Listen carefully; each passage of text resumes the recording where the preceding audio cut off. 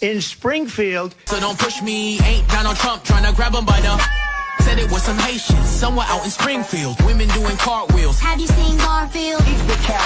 Have you seen Snowball? This about to snowball. I'm about to go off. I can't let this go on. Miss me like an airball. Tell me when my cat is cough it up like a hairball. I gotta tell them if they even put the fingernail on Santa's little helper to turn them to hamburger helper. Somebody better help them, cause I'm going to jail for showing them fellas helter skelter. Usually I'm content, but if you touch my dog, then I'm turning into John Wick. I'm lit. Bird better drop it. If you touch my pet, then I'm pulling up like CrossFit. They're eating the dogs, they're eating the cat. It's a shame, it's a pity. Gone overseas where they said Hello Kitty, but it ain't there, it's right here in your city. When I turn my back, now the cat goes missing and where my peoples is at. Does anybody know where he took with that? Cause I heard they putting claws on felines, I'm mad. And my cat disappeared just like Felix the cat. And they eat the cat. Got paid back. Thought she was a goner, but the cat came back. If you ain't a pussy cat, say drop that cat. Drop that cat. Drop that cat. Got paid back. Thought she was a goner, but the cat came back. If you ain't a pussy cat, say drop that cat. Drop that cat. Drop that cat. They're eating the dogs, they're eating the cats. Eat the cat. Eat the cat. They're eating the cats. They're eating the dogs. Eat the cat. Drop that cat.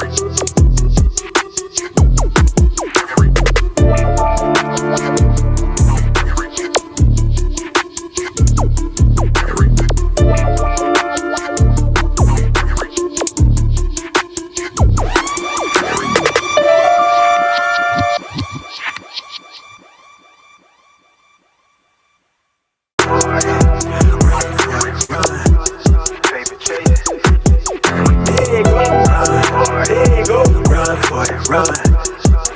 Yeah, hey, okay, I'm fresh up out the package, sign my deal, I pay my dues. Affiliated to this paper, I need freedom for my family line. Draw my life design up like fine art, I'm jumping out just an unfamiliar coordinate. Topped off the porch like I could touch the sky. Red is not one trip, the ism talk the water out your faucet. Look at me flossing, I'm so wavy, I could change the tide. My intuition sense the hatred in your ways. You imitated, forging lines, claim meaning means that's just to justify. Yeah, right. West side, born maritime. Creole baby, my bloodline. My lungs clouded, my thoughts crowded. Say all I see is these dollar signs. Finna make a play and that sound delay. On mamas, I testify. Run for it, run for it, run. I'm out here paper chasing, looking for the funds. Run for it, run for it, run. I'm out here paper chasing, looking for the funds. Run for it, run for it, run. I'm out here paper chasing, looking for the funds. Run for it, run for it, run. I'm out here paper chasing, looking for the funds. Game recognized game. I'm from the Bay, okay, I'm versatile and my slang is different. I'm lane switching with the same people that I came up in this thing with. My head swivel, I'm homebound. Got a target back on my backside. The cat peeling with the cast iron. Better run for it, run before I catch you. Look at out ball it, block it. Trying to stop my blessing. Gamble with your life. Don't bet it, don't bet it. They can't stop my blessing. You do best not to test it. Yeah, you right. Real Lord in my blood supply. Dig it ball up top, finna make a play. I cast a lot like I'm standing on business. I'm standing on business. I'm standing on business. Dollar sign. If I say it twice, then I meant it right. My brain signal out of range with it. My palm mission, it's a dollar sign. You know, cosign and no co-pilot. They pimp times my flow designer. My brain signal out of range with it. My palm mission, it's a dollar sign. Run for it, run for it, run. I'm out here paper chasing, looking for the funds. Run for it, run for it, run. I'm out here paper chasing, looking for the funds. Run for it, run for it, run. I'm out here paper chasing, looking for the funds. Run for it, run for it, run. I'm out here paper chasing, looking for the funds.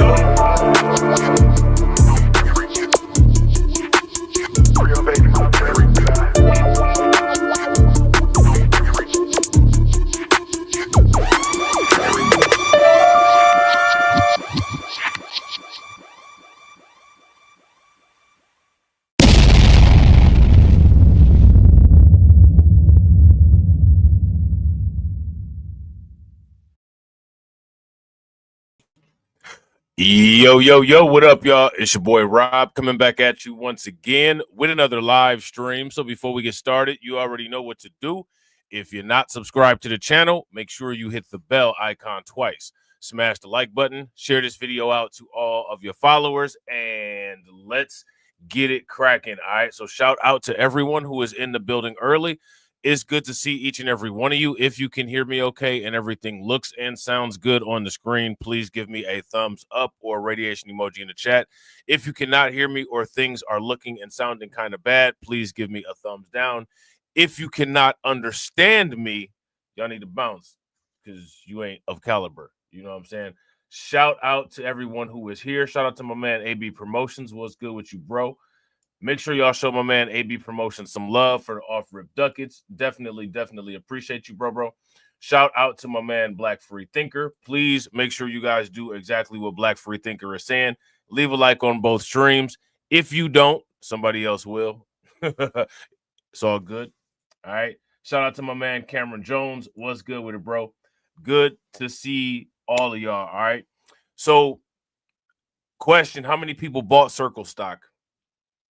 If you bought Circle stock since the IPO, and I think the IPO was a couple weeks ago, maybe actually only a week, possibly.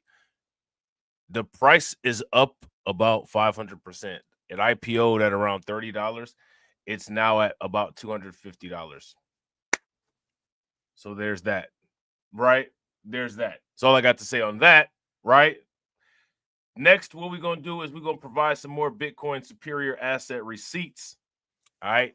You guys see this chart right here. It's a 10-year chart, and it's comparing Bitcoin, gold, and the S&P 500.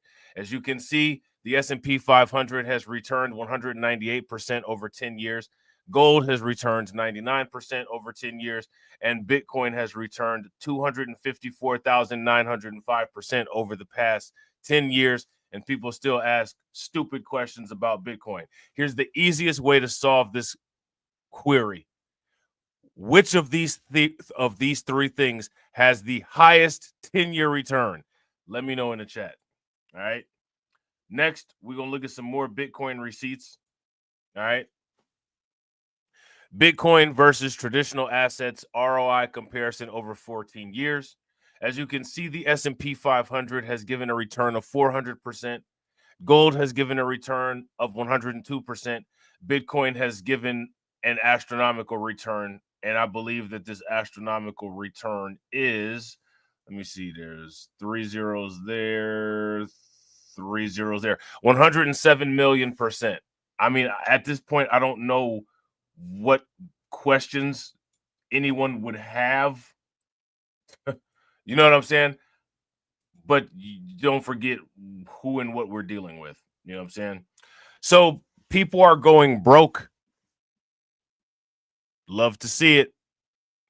While people are going broke, shout out to Tia. Appreciate you liking for us, and make sure y'all throw some liking forces in the chat for Tia. While people are going broke, Satoshis are going to $1 million because that's what they're designed for, right? That's what they're designed for. Bitcoin is designed for maximum liquidity. As you guys can see here, corporate landlords are trapping renters. All right, this is in Florida. A Clay County woman's story highlights a bigger problem amid federal scrutiny. All right, so there's some type of federal scrutiny going on here with these landlords, and what they're doing is they're price trapping people. Okay, how many people have heard of price trapping?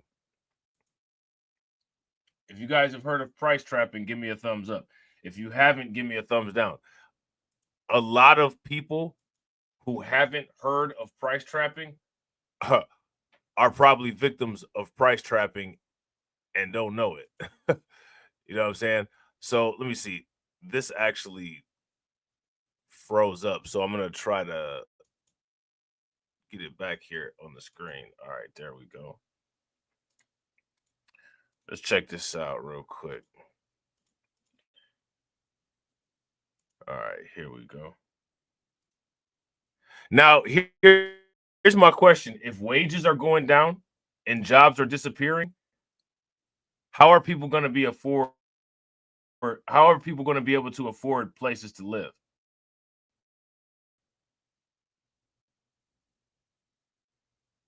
That's what this whole situation here is all about. And as you guys can see, the video's not playing. So we're just going to run through the article real quick, all right? Are corporate landlords trapping renters? Look at that. As soon as I started reading, something changed on the screen. Addressing affordability, the corporate landlords turning the dream of home ownership into a rental trap?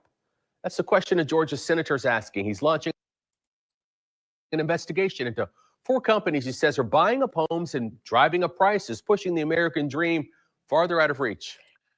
Let me ask you guys this question. How do you guys feel about that? It's probably going to be some of you all that deal with this too. You might be dealing with it already. Now, this right here is where you get into the dilemma of asset ownership, right? People would call this, quote unquote, getting priced out. Now, let me ask you this. Do these landlords have the right to charge as much as they can get for these apartments? If they do, give me a thumbs up. If they don't, give me a thumbs down. Addressing affordability, the corporate landlords turning the dream of home ownership into a rental trap? That's the question a Georgia senator's asking. He's launching an investigation into 4 companies he says are buying up homes and driving up prices, pushing the American dream farther out of reach. News for Next consumer investigator Tiffany Salome introduces us to one woman who's caught in the middle, renting from one of the very companies now under a microscope, all while trying to buy a home of her own. On this street, big investors are making money. You've been renting this house for how long? 10 years. Wow, it's a long time. That is a long time. Yeah. It's not so apparent from the outside looking in, but investment firms are building wealth in the same neighborhoods where families used to. What's Investment firms are building wealth in the same neighborhoods that families were building wealth in. And shout out to AB Promotions. I agree. They have every right to charge as much as they can get.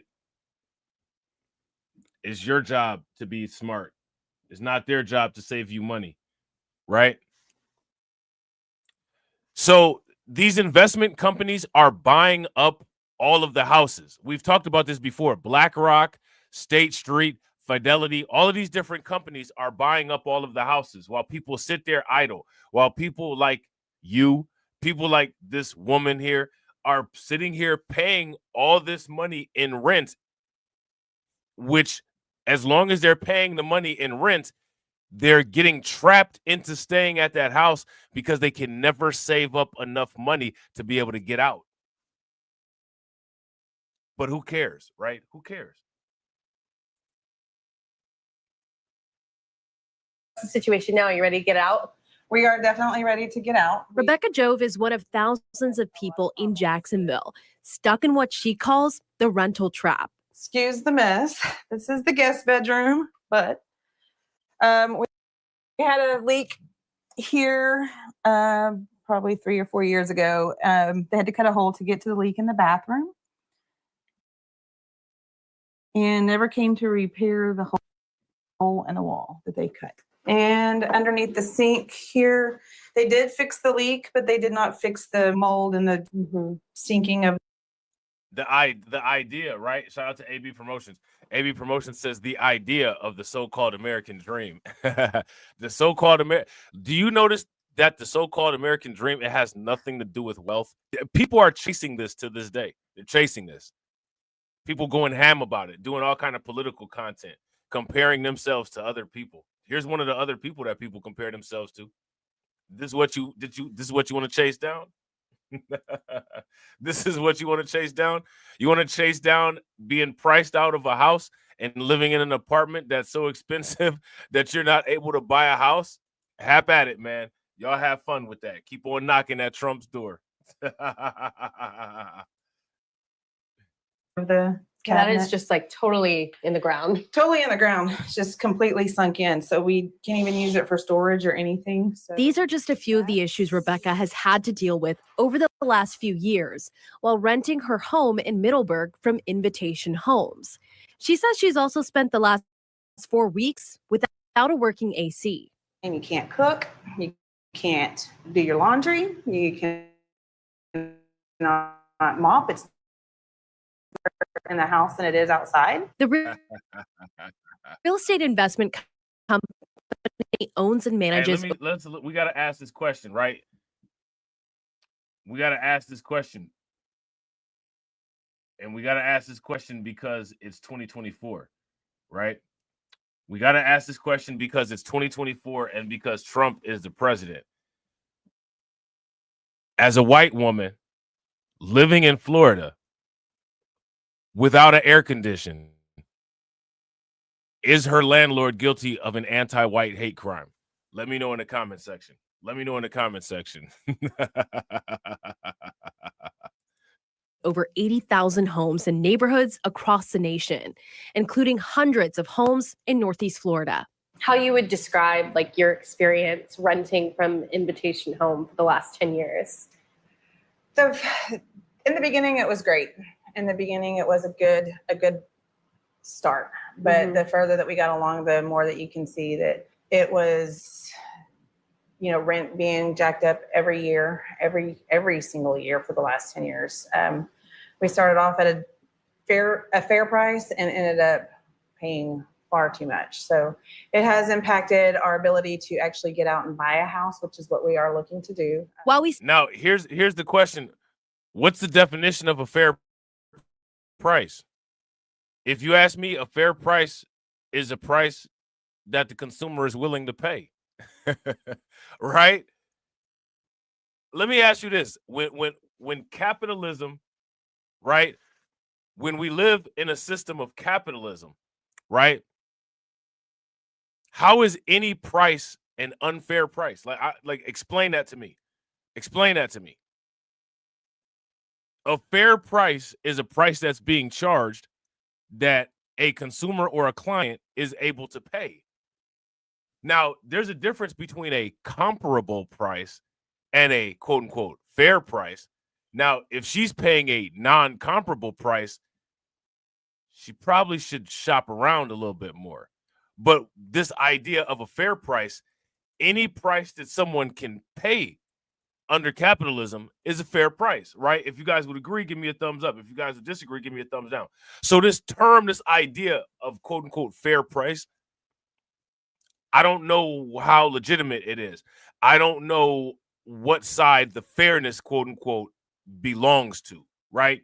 Shout out to Cameron. And that's facts. If you guys would agree, give me a thumbs up. If you guys would disagree, give me a thumbs down. Cameron says the market will reset when people don't accept the price. Absolutely. Unfortunately, everyone needs a house. Well, you kind of could get around home ownership. You kind of can. You know what I'm saying? It would be it would be extremely inconvenient, but you could get around it. You know what I'm saying? Spoke to Rebecca at her home in Middleburg, Florida. This is an issue impacting people nationwide.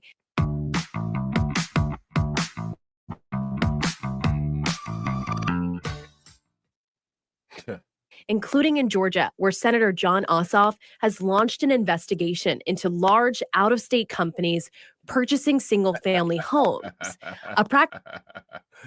Hey, look, shout out to AV Promotions. AV Promotions says the hood has a lot of affordable housing. Someone should let her know. Facts. She gonna get turned out if she go to the hood. Somebody have her out on that corner in no time. You know what I'm saying? Lots of extra ways to make money too. You know what I'm saying? She could mess around and become somebody's side hustle. You know what I'm saying? Practice, he says, is raising prices and squeezing out local families. More and more Georgians who are renting instead of buying are facing mistreatment or abusive practices by corporate landlords. And since 2009, public reports and research have identified an increase across the country in large national firms buying up single-family homes in bulk. Now, again, here's the question. How is this quote unquote not fair? Single-family homes in bulk. How is this not fair? I mean, explain to me how this is not fair. I didn't know that there were rules, right, of what corporations can versus can't buy. She's shout out to my man Carlton Way. These are familiar excuses. Oh, it's not fair. Oh, it's not fair. Oh, it's fair. Right? Thanks for the rent, lady. Bulk to convert them into rental properties. Ossoff's inquiry targets 4 major companies, including the company Rebecca rents from, Invitation Homes. It also targets Main Street Renewal, Tricon Residential, and Progress Residential. He shared details on his investigation during a recent press conference. To date, my staff has interviewed more than 160 witnesses, including housing policy experts, local officials, realtors, attorneys, renters, and prospective homebuyers. Georgians consistently report being unable to find a home that they can afford and that they've been squeezed out of the housing market due to rising home prices. So make more money. After 10 years as a renter, Rebecca is right. Finally buying her own property to call home. If you ask me, this sounds like victim talk. This sounds like, if you guys would agree, this sounds like victim talk. Give me a thumbs up. If you guys disagree, give me a thumbs down. Shout out to Carlton Way. This sounds like victim talk. If you don't have the money to pay rent, well, here's the solution. Make more money, right? If you put that into Chat GPT or if you put that into Grok, that's what that would tell you, right? If you put that inquiry into any AI learning model, that's what that AI would repeat back to you, correct? If it's correct, give me a thumbs up. If you guys would disagree, give me a thumbs down.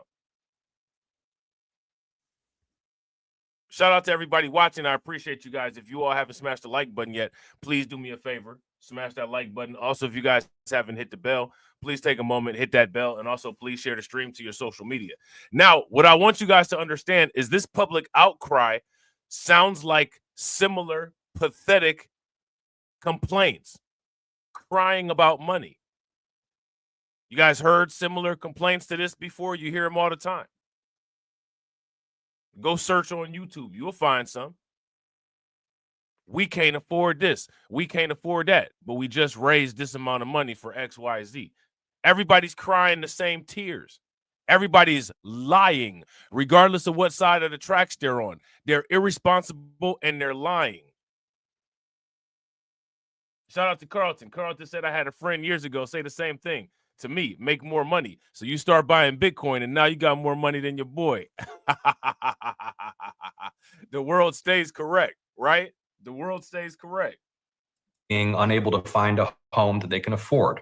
So again, this who cares? Cry me a river, right?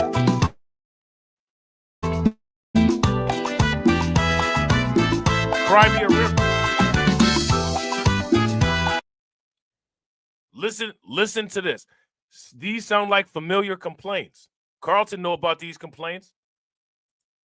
Officials, realtors, attorneys, renters, and prospective home buyers. Georgians consistently report being unable to find a home that they can afford and that they've been squeezed out of the housing market due to rising. Now, these Georgians who cannot find a home that they can afford, they could go somewhere in the Steel Belt, right? Like they could move to Buffalo, New York. They could move to Western Pennsylvania. They could move to anywhere in Ohio, anywhere in Indiana, St. Louis, and find a house that's affordable, right? If you guys would agree, give me a thumbs up. If you guys would disagree, give me a thumbs down. Shout out to AB Promotions, right? AB Promotions said there's a popular white saying. It goes like this: pull yourselves up by the bootstraps. Yeah. I mean, if you guys would agree, give me a thumbs up. If you guys would disagree, give me a thumbs down. Right? Rising home prices. After 10 years as a renter. Now, if you ask me, I would tell somebody pull themselves up by the Bitcoin. Pull yourself up by the blockchain, right? I don't know how many people really, you know what I'm saying, work with bootstraps anymore. A lot of people nowadays wearing Crocs all over the place because they're too lazy and don't have the skills to tie up shoes. Renter. Rebecca is finally buying her own property to call home. Do you think that living here and having to pay those rent increases impacted your ability to be able to buy sooner? Absolutely. Absolutely. Just with everything that's going on in the world anyway, as it is, this has just made it a lot harder for us. But her struggle highlights a bigger affordability issue, driven in part by corporate investment strategies. We are leaving this. I mean, now listen, I want you guys to let's deal with this, right? This company or these four companies buying up all of these houses, this is similar to MicroStrategies and BlackRock buying up all the Bitcoin. It's similar to that Chinese company in New Hampshire buying up the water supply, right? If you guys would agree, give me a thumbs up. If you guys would disagree, give me a thumbs down. This house in 9 months, that is a 100% certainty.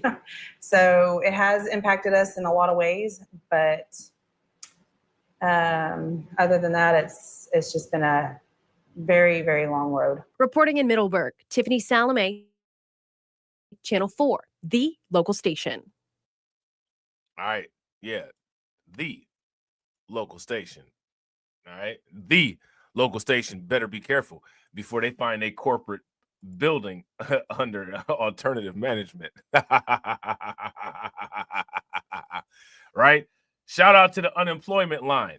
Right? Shout out to the unemployment line. Throw some flames in the chat for the unemployment line. It's about to get longer. It's about to get longer. Right?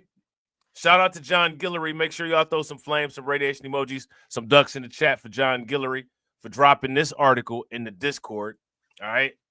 Amazon CEO tells employees AI will replace their jobs in the next few years. They say, hey, listen, gather around. Gather around. We got an employee meeting that we got to tell everybody about. We got some things that we got to talk about. The first thing that I want to tell you pathetic peasants is that in the next few years, we won't have to pay you anymore. Why? Because you won't be working here anymore. Because we have robots that'll be able to do your jobs better than you. Now, let me ask you guys this question. Who are you going to vote for to get these robots to stop taking the jobs? I've been asking this question since last year. You know how slow the turnaround is on question answering, right? Amazon CEO tells employees AI will replace their jobs in the next few years. Here's my question. How are these people going to fund their organization?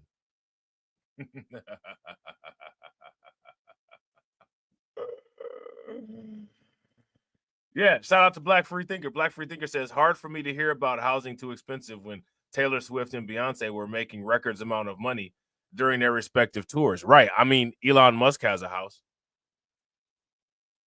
Right. So, I mean, you know, if he can afford one, anybody can. Right. Shout out to Carlton, man. I appreciate you, bro. Make sure you guys show Carlton some love. Throw some flames, some radiation emoji, and some ducks in the chat for Carlton for feeding the liquidity. Yeah. My man says $2 for a future $100 XRP. You already know that's exactly what I'm about to do with that money. Make me liquid. Make your boy liquid. Make your boy great. How do you think that we fund this organization, huh? We're not exactly the March of Dimes. Right? Speaking of make your boy liquid, make your boy great. I was reading the article, and it happened to be about XRP. It was about owning 10,000 XRP, right? Guess who they quoted in the article? They quoted the quote-unquote YouTuber, the Modern Investor. Shout out to the Modern Investor. His people have made him great to where he's being quoted in magazines. You know what I'm saying? If only. Right? If only. Shout out to my man Hurricane IQ. What's good with you, bro? I appreciate that. Make sure you guys show Hurricane IQ some love for standing on business for 22 months. Definitely appreciate you, bro. I'm standing on business. I'm standing on business. I'm standing on business. Yeah, it was a good article talking about owning 10,000 XRP. How much does 10,000 XRP cost right now? 10,000 XRP costs about what? Maybe like $20,000, $21,000.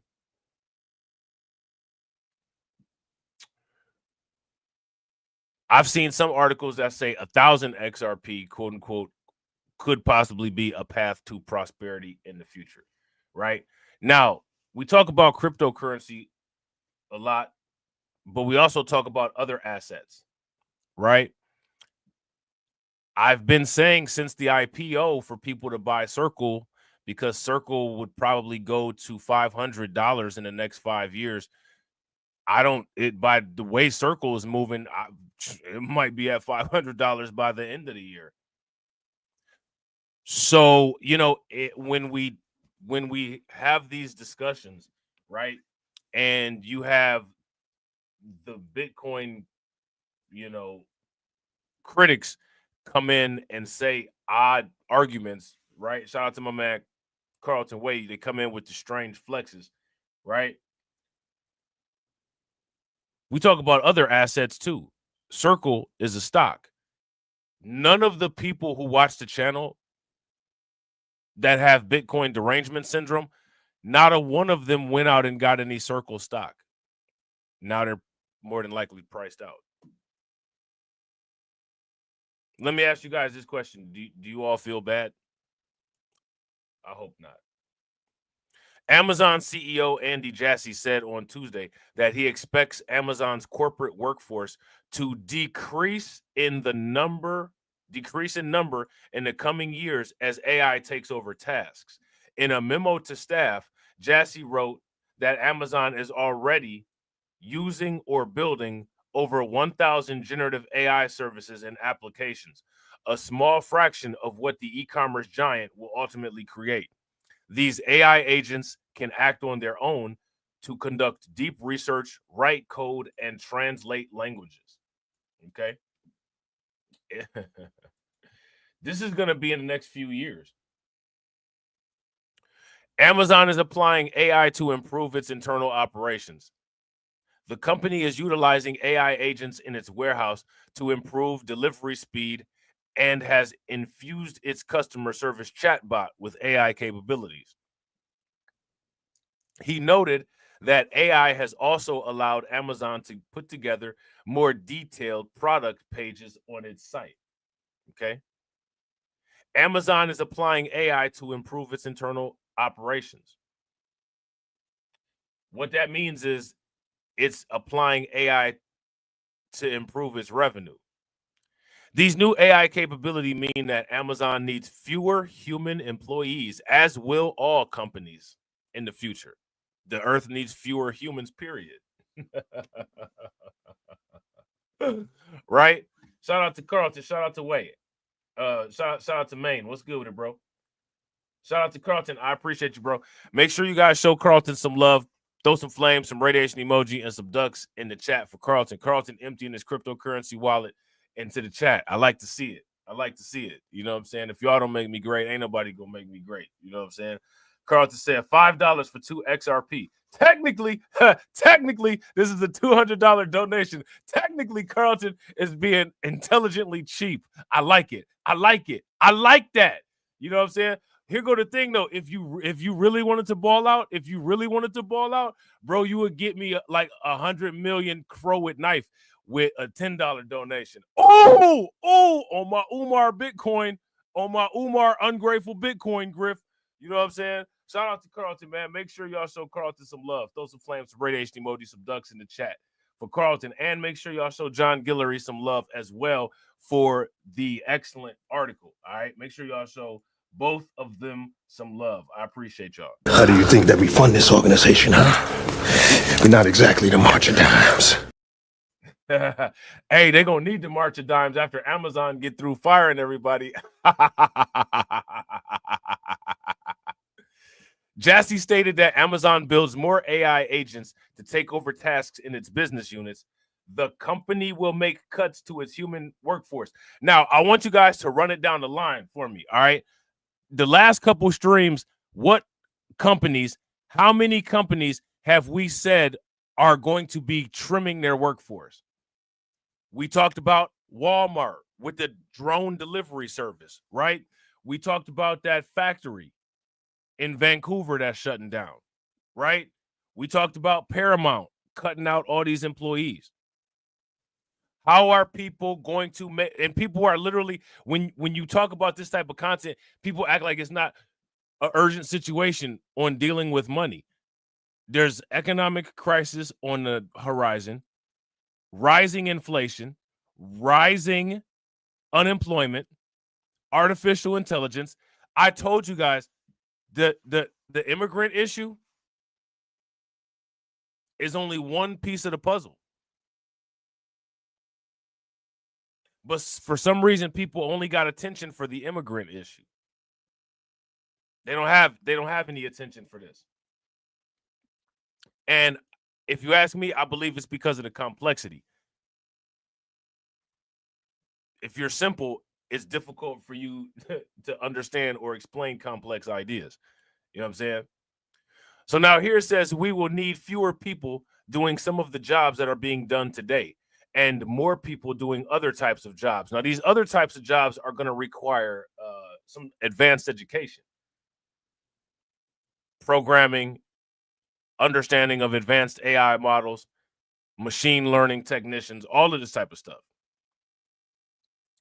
It's hard to know exactly where this nets out over time, but in the next few years, we expect that this will reduce our total corporate workforce as we get efficiency gains from using AI extensively across the company.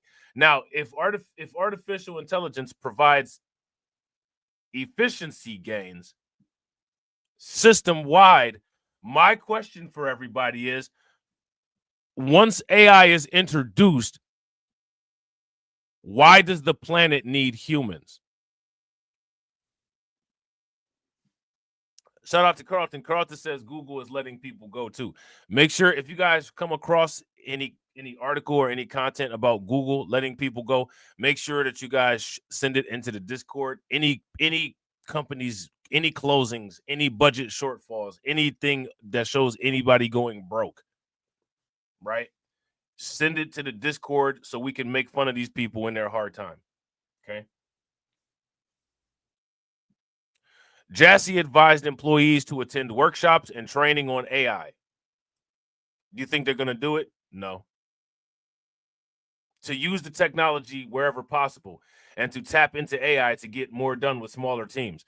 Basically, this is a dog whistle. It's saying, hey, if you want to remain relevant, aka employed in the future, get to know AI. No one's going to take advantage of this. Because when you tell people about a future that's coming, what do people do? Nothing. They don't do anything. They sit around and act like the future will never get here.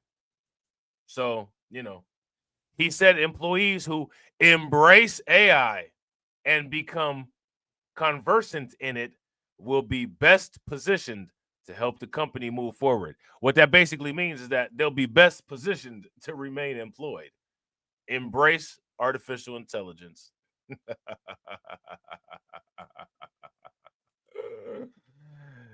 Oh, man. Shout out to John Guillory. John Guillory said, pure villain mode. Laugh at their pain. Yeah, we got to laugh at their pain. We got to make a comedy show about them not being able to keep a roof over their family's head. You know what I'm saying? Because they could have been doing other things. They could have been dealing with these situations, but instead they chose not to. Right? In this type of situation, this is who women decide to make families with. This is who people decide to get married to. Everybody likes attention. Their choices should be exploited and put on a blimp and flown across the world for everybody to see. Because that's what they want anyway. Attention is a form of currency too. Amazon employees took to internal Slack channels on Tuesday to criticize Jassy's message, per Business Insider. They were whining.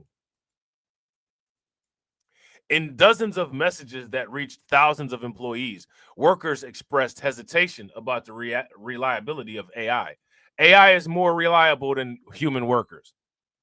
AI is not going to talk back. That's one of the reasons why people are looking at these AI girlfriends. The same reason that jobs are looking at AI employees. AI is not lazy. It does what it says. It does what it's told. It works at maximum efficiency at all time. It's not going to go on break. Workers are not worried about the reliability of AI. Workers don't even understand AI. Workers are worried about being able to pay their bills.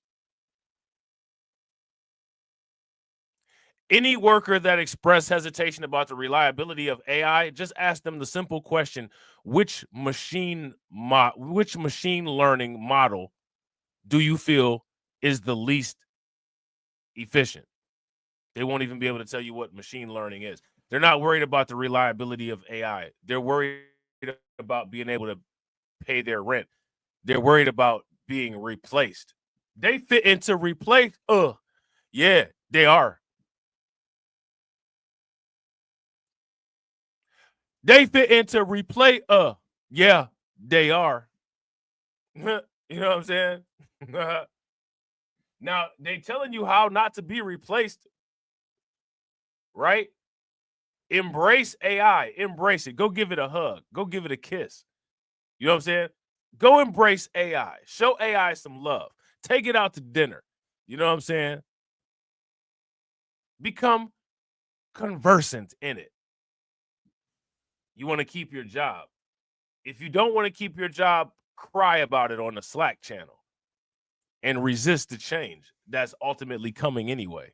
You know what I'm saying? Whether you like it or not. Do these people at Amazon think that anybody cares about these Slack channel tiers? No one cares about what you got going on in your Slack channel. The company's watching what's on Slack anyway. You know what I'm saying? They call the technology dangerous. Why they call it dangerous? Because I might not be able to pay my bills due to its tendency to hallucinate or make up answers. Well, the workforce is also hallucinating, and the workforce makes up answers too. The difference between AI hallucination and AI making up answers is the hallucinations and the answers are based in data that's fed to them from data banks. It's not based on laziness and creativity.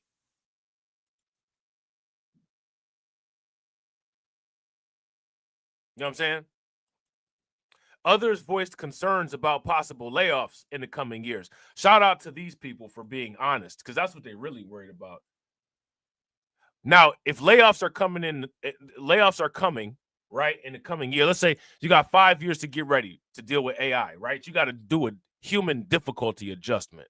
I don't feel bad for people having to do a difficulty adjustment because Bitcoin does a difficulty adjustment every 4 years. 4 years is the time that it takes to get a new president. 4 years is the time that it takes to get a 366-day year. And 4 years is the time that it takes to get a bachelor's degree. If Bitcoin can difficulty adjust every 4 years and it was completed and it was created by humans, why can't you? You better adjust your difficulty. There is nothing more motivating on a Tuesday than reading that your job will be replaced by AI in a few years. I'll tell you something that's more motivating than reading that. Understanding that Satoshis will go to $1 million one day, but instead, you don't deal with Satoshis. So deal with losing your job.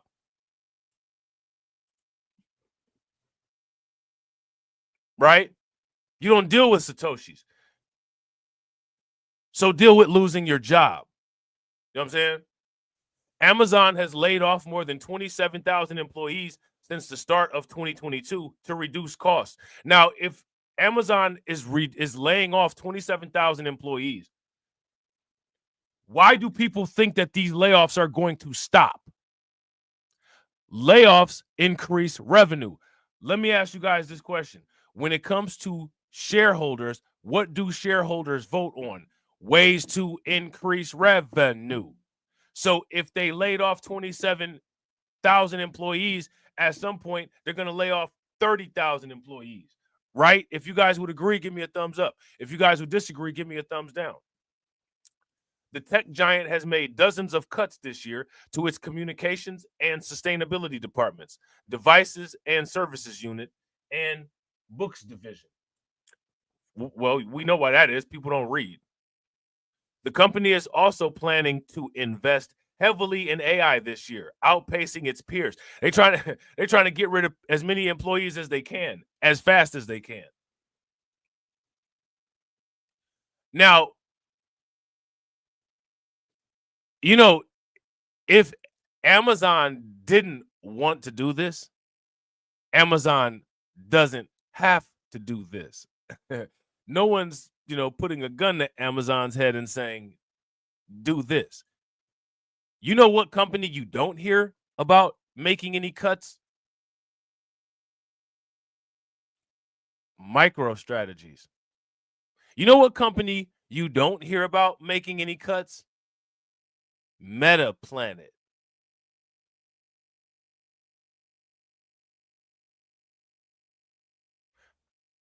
They got AI agents that can buy Bitcoin and issue convertible bonds. I haven't heard about MicroStrategies reducing its workforce.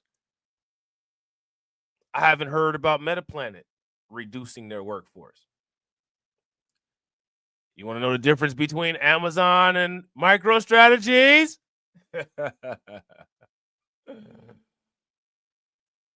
Amazon don't have no Satoshis. MicroStrategies got hella Satoshis. When is the last time you heard about a massive BlackRock layoff? Anybody got the date on that?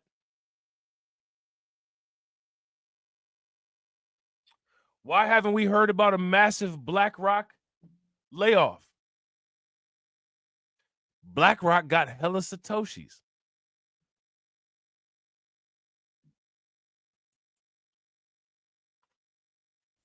Food for thought. And hurry up and eat while you can afford it, because you're not going to be able to soon.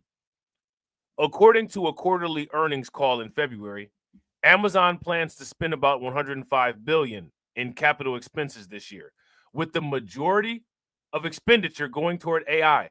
Amazon is investing $105 billion to get rid of its workforce, and people still want to work there. They're still fighting to work there. I got to fight to work at this company that's willing to spend $105 billion to get rid of me. How stupid can you be? This is why the rich deserve to be rich and the poor deserve to be dirt broke.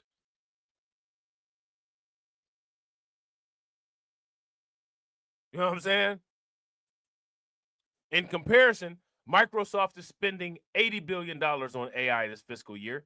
Google's parent company, Alphabet, is expecting $75 billion, and Meta is preparing to spend about $65 billion. All of these companies spending this giant expenditure on AI, all of them have announced layoffs. Amazon has more than 350,000 corporate employees and 1.56 million full and part-time global employees as of March 31st.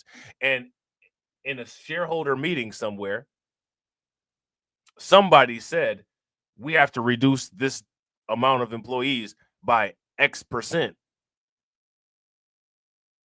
And so, like they say on so many YouTube videos, it begins.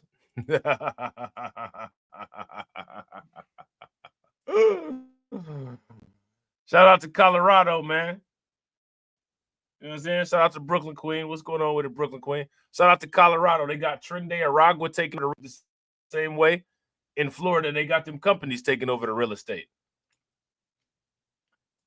The city of Boulder freezes hiring for vacant positions amid potential budget shortfall. Everybody going broke out here. Hide your wife, hide your kids. Everybody going broke out here. You know what I'm saying? They breaking everybody out here.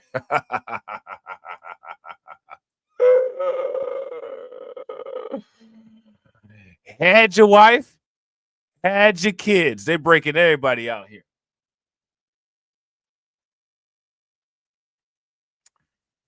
Well. What do you guys think about this? The Boulder city government has put an immediate freeze on hiring for vacant non-essential jobs for the remainder of the year amid concerns about an $8 to $10 million budget shortfall. They better start investing in artificial intelligence. They better start investing in artificial intelligence. Not so they can keep people employed, so they can get the money that they need. You know what I'm saying? The decision, one of several the city has proposed to make up the spending gap, comes as the city's tax and fee revenue have fallen below its projected amount, according to a news release from the city of Boulder. Now, here's my question for you guys. Why are these budgets coming up short? Yeah, if you guys agree with Carlton, give me a thumbs up. If you guys disagree, give me a thumbs down. Layoffs to universal basic income pipeline. This is what people want. I'm so glad. I'm so happy to see people get what they want. I'm so happy about this. You know what I'm saying? We do not take this step lightly. Like many other local governments, we are facing challenging conditions. Nuria Riviera Venturmide, Boulder City Manager, said in the release, we have a responsibility to ensure that we can fulfill our obligations to serve our community within a balanced budget, including get rid of people if we can't pay our bills. The city will make exceptions to the freezes for critical roles such as public safety and water quality positions for now, and will honor any offers that have already been made, the release says. The city's primary source of income is from sales and use tax and property tax. Now, what this means then is that the tax revenue is decreasing, right? Now, here's the question. Why is the tax revenue decreasing? The tax revenue is decreasing because stupid people are broke.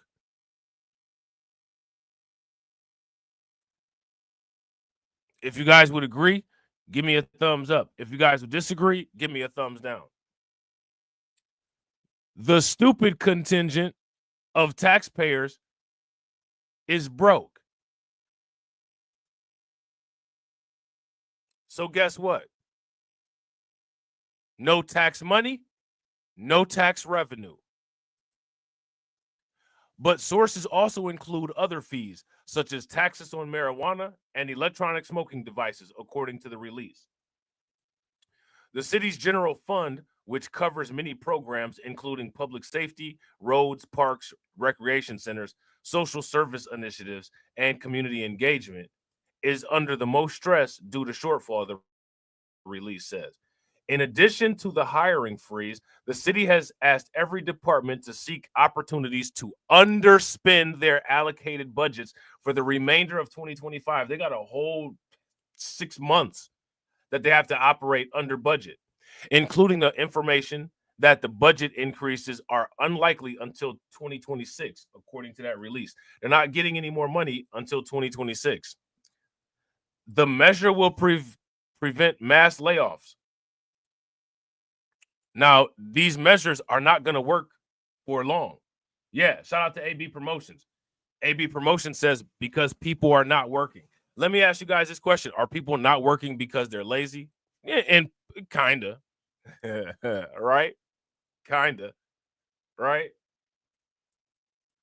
If you guys find any information in your travels about people not working, y'all know what to do with it. All right? Wage cuts or the city dipping into its emergency reserves, the city says. Additionally, officials are understating that amidst nationwide changes in consumer behavior, the city may need to have a difficult conversation about how to balance priorities and community services in a more difficult economic environment. Let me ask you guys this question. What's so difficult about the economic environment? Looks like Bitcoin ain't the only one going through a difficulty adjustment. Looks like the economy is adjusting itself for difficulty as well. Now, here's my question. How and why is the economy adjusting itself for difficulty? We're not alone, Riviera Vandermeide said in a release. Frankly, some of our peers are facing bigger gaps, but we've done some important foundational and strategic work that will help us weather this storm. I'm proud of the progress we've made. You haven't made any progress. You've made an announcement. An announcement doesn't equal progress. Right? They didn't make any progress. They made an announcement.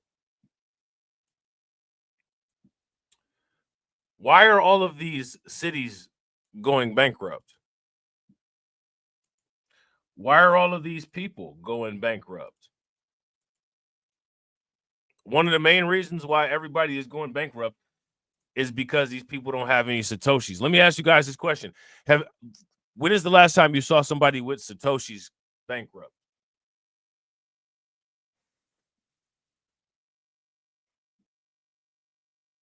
This is why these people deserve this fate.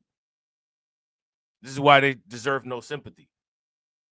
You have to psychologically prepare for the mass annihilation of wealth and prosperity that you're about to see, and understand that no charity is deserved. So don't be silly and give away what you worked for. Okay? The idea of charity is silly. The only reason charity exists is because rich people use it as a tax coupon. It's a tax coupon. There's no charity that's out here making anybody rich. You know what I'm saying? Charity is simply something to keep rich people out of trouble with the government.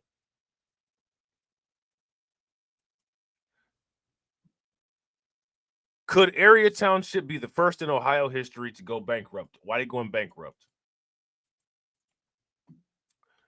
Why are they going bankrupt, ladies and gentlemen? Why do people go bankrupt?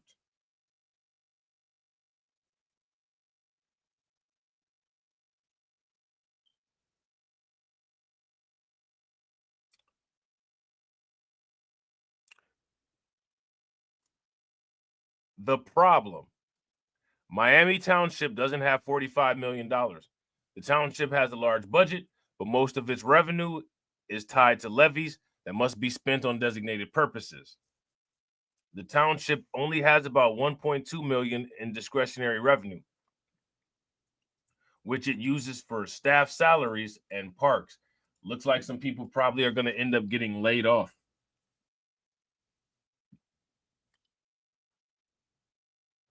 That well, good luck.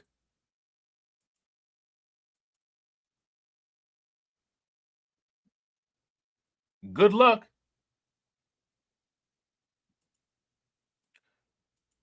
Shout out to EC for subscribing. We appreciate you. EC trying to make us great.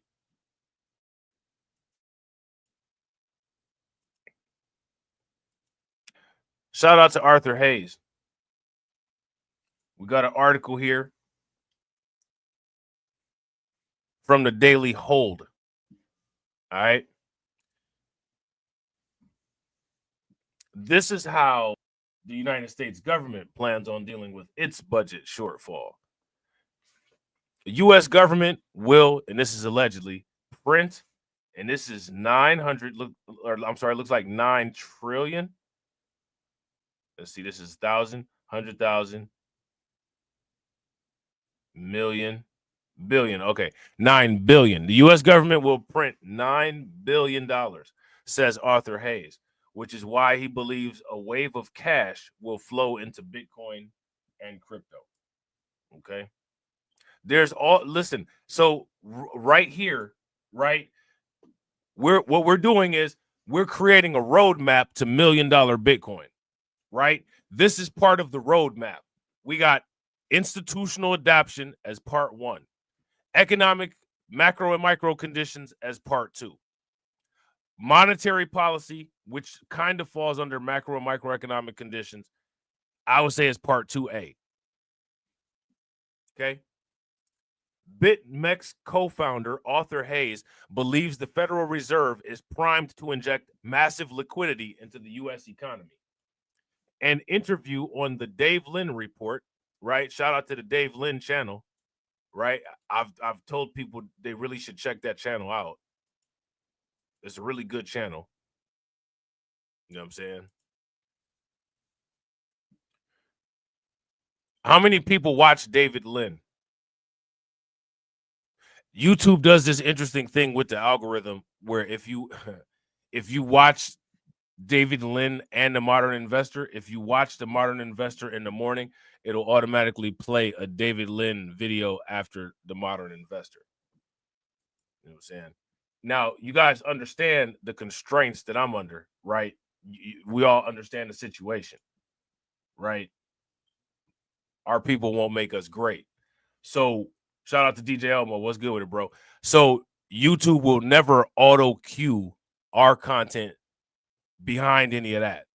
So we'll be stuck where we are indefinitely, right?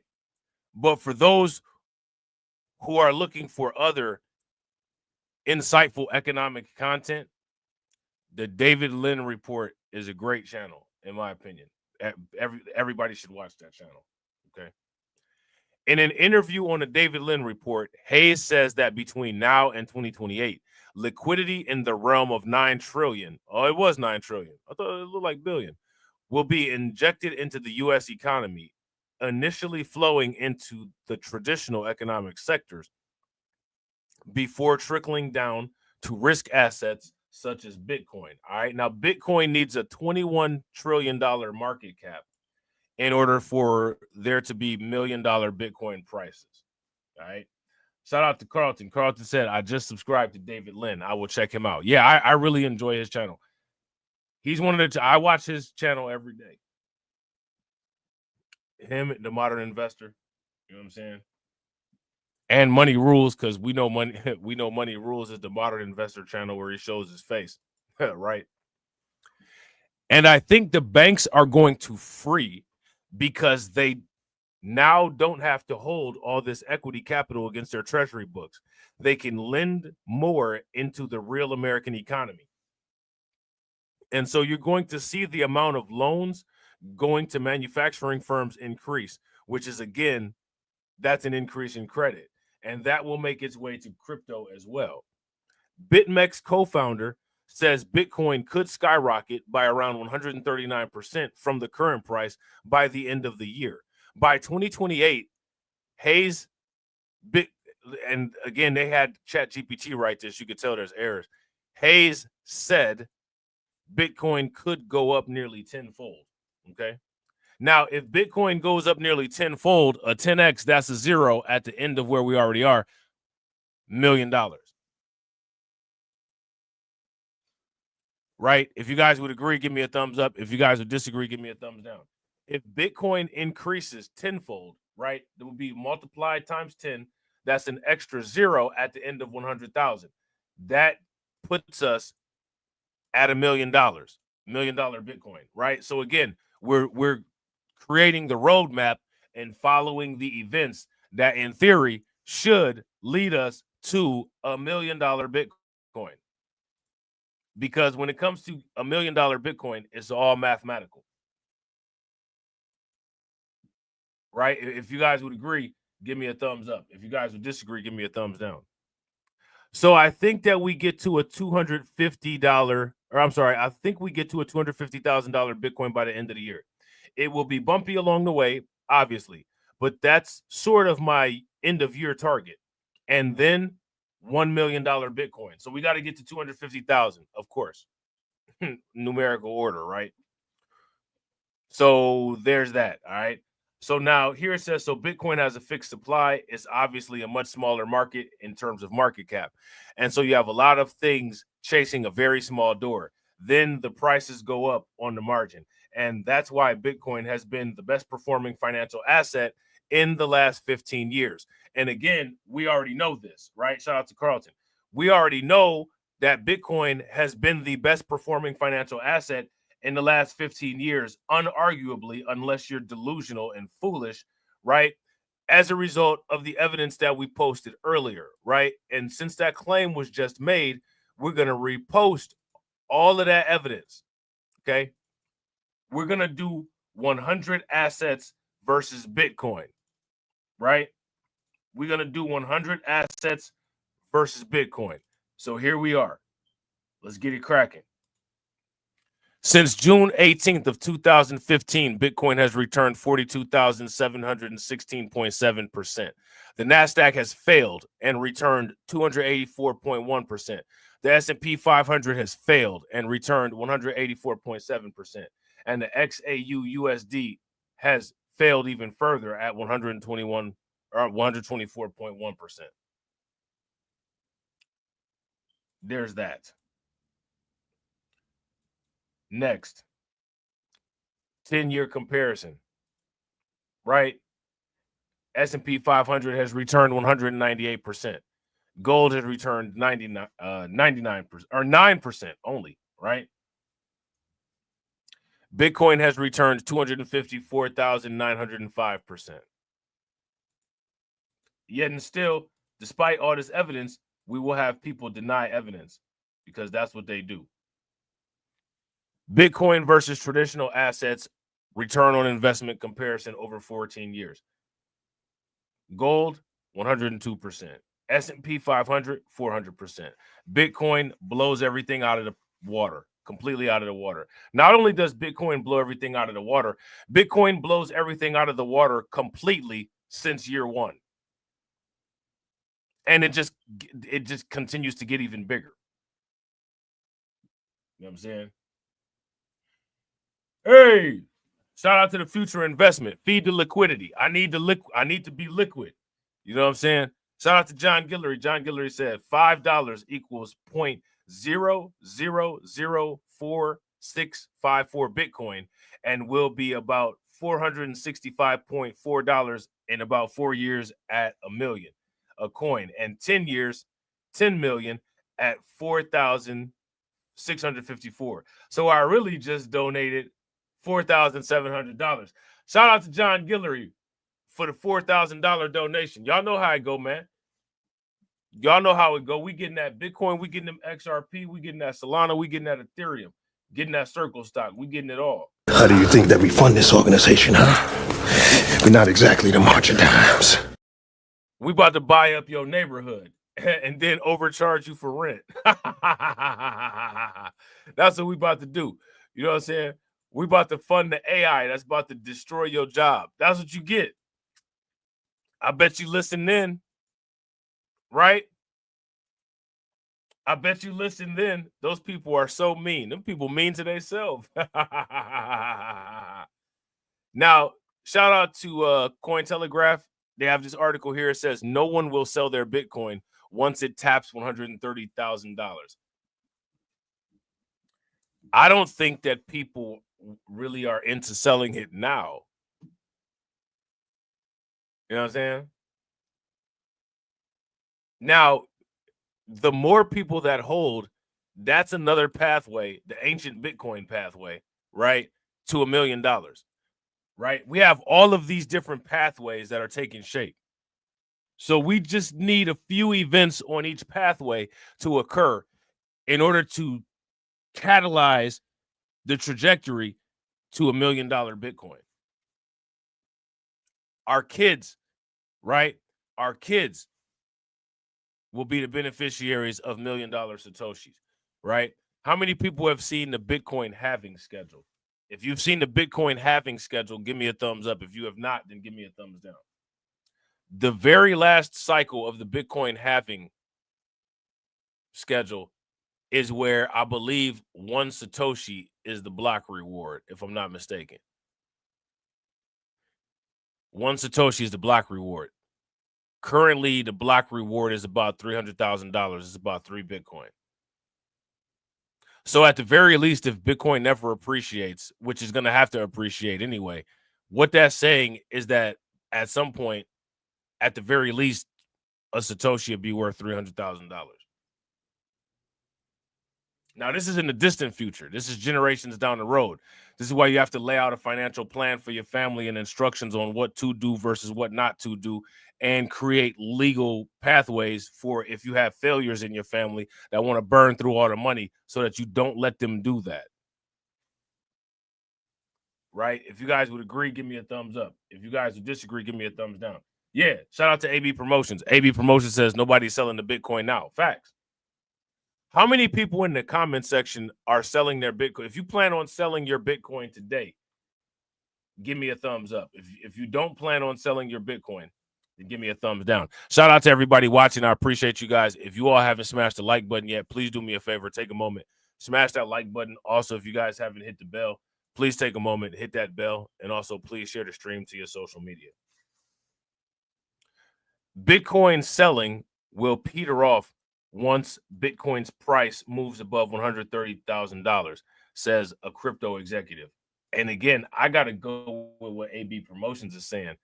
I don't think people are really selling all like that now. You know what I'm saying? I think more people are interested in buying and holding Bitcoin than you have people who are interested in selling it. Bitcoin sell pressure will have evaporated once it crosses the $130,000 mark, according to Bitwise CEO Hunter Horsley. Once Bitcoin breaks through 130 to 150,000, no one is going to sell their Bitcoin. Bitwise CEO Hunter Horsley said in an X post on Wednesday. Now, connecting the dots, if this is the case, right? Let's just say, for instance, this is the case, which more than likely it is, but I don't think that this is anything, different than what we have with the normal holding behavior, right? But let's just say that it is. This is going to increase the daily accumulation of ancient Bitcoin. Galaxy Digital founder Mike Novogratz recently said the price range is possible this year, citing strong institutional flows and growing demand for digital asset. Now, we're going to talk about these strong institutional flows. We're going to talk about these strong institutional flows. If we don't get to it today, I would like to talk about it Saturday. Might not be able to. At the very least, we're going to try to talk about it on Sunday or Monday. But there's a lot of money going into Bitcoin, And it's not just the money that's being printed by the Fed. It's coming from institutions as well. You know what I'm saying?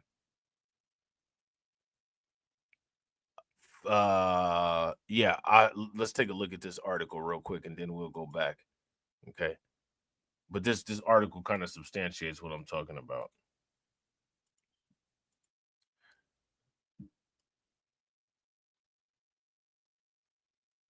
So I want you to take a look at this. GameStop joins $50 billion institutional surge into Bitcoin as a treasury asset. So, yeah. You know what I'm saying? Like, people are diving headfirst into Bitcoin. Should have done this a long time ago. Okay. We're gonna go into this article a little bit later. Okay. We're gonna go into this article a little bit later because, again, this is on the pathway to $1 million. Now, the question is, how long will this pathway take? See, that's the real question. Regardless of how long the pathway takes, people need to be stacking the entire time, right? So now here it says Bitcoiners who bought a very long time ago are selling. Bitcoin is currently hovering sideways around its all-time highs. I don't think that that's a bad thing. I don't know too many assets that hover sideways around their all-time high. You know what I'm saying? At the time of publication, Bitcoin is trading at $108,698, just $3,272 shy of its May 22nd all-time high of $111,970, according to CoinMarketCap data. Horsley said that current sell pressure mainly comes from early buyers who acquired Bitcoin at much lower prices and are now choosing to take profits around the psychologically important $100,000 level. And these people will all buy their Bitcoin back as well, because these are whales, right? The whales and early Bitcoiners. Right now, at 100,000, it seems individuals who hold a lot of Bitcoin that was bought a long time ago at very low prices are selling some, Horsley said. However, Horsley said this will be short-lived. Once Bitcoin breaks new levels, this will peter off, he said. So these people are taking temporary, profits, saving the money, waiting for a dip to then buy their Bitcoin back. Even before Bitcoin crossed over $100,000 on May 8th, on-chain analytics firm Glassnode warned of a notable increase in older investors selling once that level was reached. Okay. Horsley says Bitcoiners will find alternative ways of accessing liquidity. On average, Bitcoin's long-term Bitcoin holder, those who have held for more than 155 days, is currently up around 215%, with an average purchase price of $34,414, according to crypto analytics firm BitBo. Okay, so these people who have purchased Bitcoin per one, right, with an average price of $34,414, for the most part, they're up an average of $66,000 per Bitcoin. Not bad, right? Not too shabby. Uh-oh.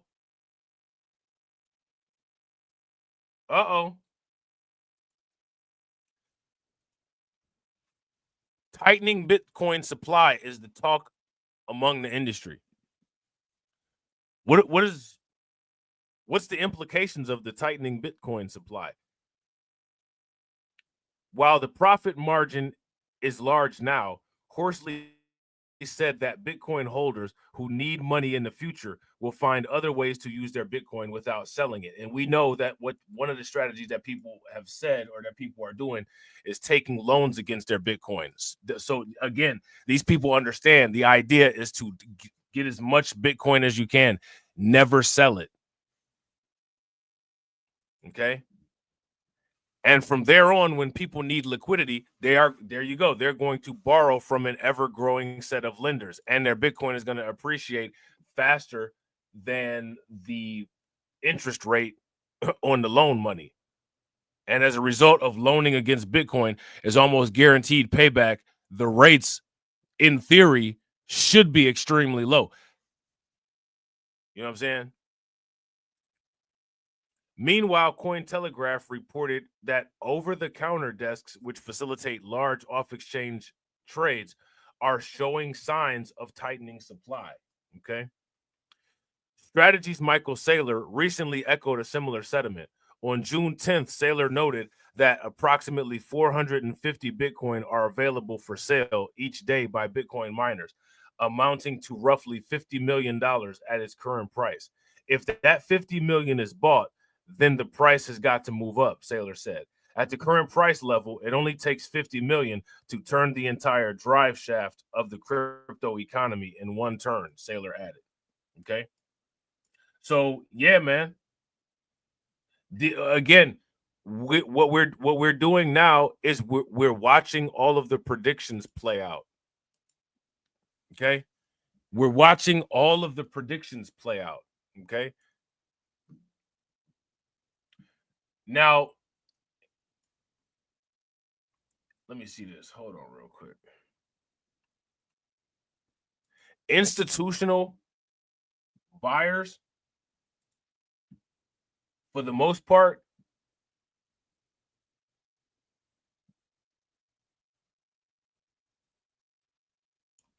hold on real quick.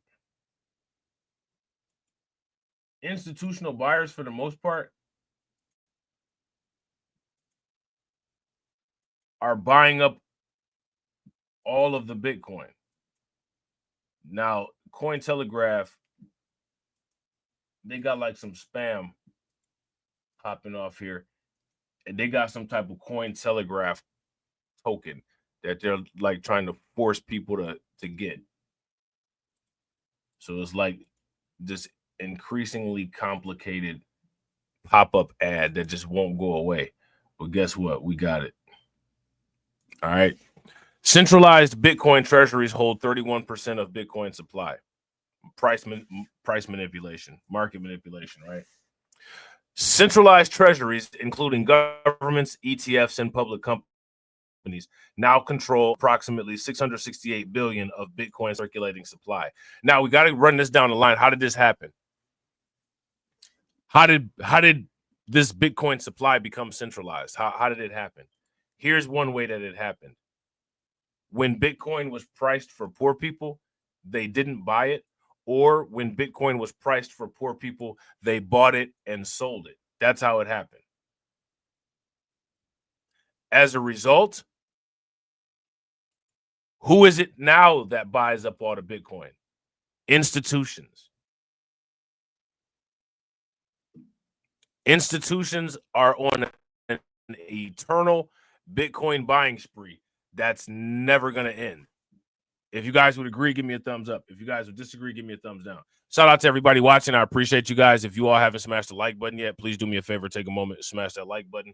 Also, if you guys haven't hit the bell, please take a moment, hit that bell, and also please share the stream to your social media. All right. Almost a third of the Bitcoin supply is held and controlled by centralized treasuries, and early adopters hold a disproportionate share, according to recent research by Gemini and Glassnode. Centralized treasuries, including governments, exchange-traded funds, and public companies, now control 30.9% of the circulating Bitcoin, signaling a growing shift towards institutional-grade infrastructure, noted researchers in a report on Wednesday. Again, what does this mean? What does this mean? What this means is that Bitcoin is harder for the average bumbling idiot to get. That's what it means. Okay. The total Bitcoin held across major institutions and custodial entities has surged to 6.1 million Bitcoin, worth around $668 billion at current prices, representing an increase of 924% in supply held by these entities over the past decade, they reported.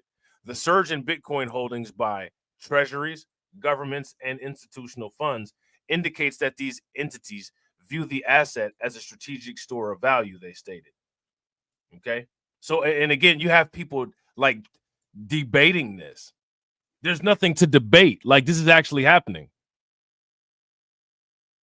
This is what I try to say when people come in and have these like 2016 arguments about, like, that's all of that is over. This is already happening. This is the future. It's not stopping because you have some type of Bitcoin derangement syndrome. You know what I'm saying? Shout out to DJ Elmo. Yeah, DJ Elmo said the corporate players are displaying monopolistic positions. Absolutely. BlackRock, MicroStrategies, facts. But if you ask me, corporate monopoly is always the ultimate goal of capitalism. So what this actually means is that these companies that have established monopoly level enterprises, they've effectively completed the game. Now they just sit back and let the money come. Right? If you guys would agree, give me a thumbs up. If you guys would disagree, give me a thumbs down.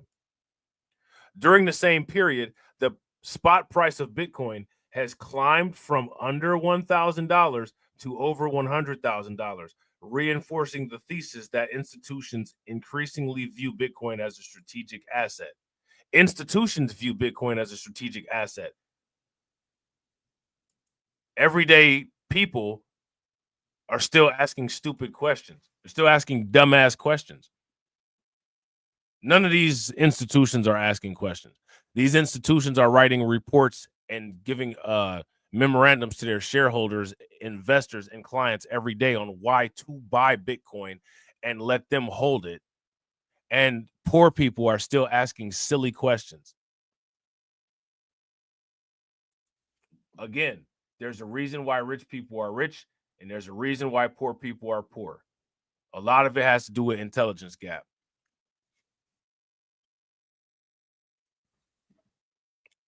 Another part of it has to do with internal locus of control. Centralized exchanges hold lion's share. However, the chart includes centralized exchanges that hold around half of that figure, and these assets may be held for individual customers and retail investors. Okay. That report also observed that across all institutional categories, the top three entities control between 65% and 90% of total holdings, signaling that early adopters continue to shape institutional market structure. This concentration is most apparent in DeFi, public companies, ETFs, and funds, it noted. Okay. Sovereign treasuries can influence markets. The research also found that sovereign treasury wallets show infrequent movement and little correlation with Bitcoin's price cycles. However, they hold enough of the asset to impact markets when coins are moved or sold. It cited government treasuries of the United States, China, Germany, and United Kingdom, where most Bitcoin is acquired through legal enforcement actions rather than market participation. Transformation to institutional maturity. The report concluded that with almost a third of Bitcoin circulating supply now held in central treasuries, the market has undergone a structural transformation towards institutional maturity. Although Bitcoin remains a risk-on asset, its integration into traditional finance has made price action more reliable and less driven by speculative extremes, they said. Okay. So again, just more and more evidence. There's more and more evidence. Okay, but what do we have? We have people continue to ignore the evidence. They continue to ignore it. These are the people at work that fight change and then find themselves unemployed. You know what I'm saying? K33 announces plans to purchase up to 1,000 Bitcoin. K33 has launched a SEK $85 million share issuance at a price of SEK 0.1036 per share. Okay. So everybody has these plans to take out debt to buy Bitcoin. More companies are using this model. More and more companies are using this model. K33AB, a leading digital assets brokerage and research firm, announced today the launch of a SEK $85 million direct share issuance to fund the purchase of Bitcoin. Okay. The company aims to build Bitcoin as a core asset on its balance sheet, targeting the accumulation of up to 1,000 Bitcoin as a strategic reserve. Okay. Here's the official tweet. Nobody is excited, you know what I'm saying, by K33, right? There's other stuff going on Twitter. Who pays attention to this? Right? You should always pay attention to what people are doing with assets that you invest in, right? That's the intelligent thing to do. That's the common sense thing to do, right?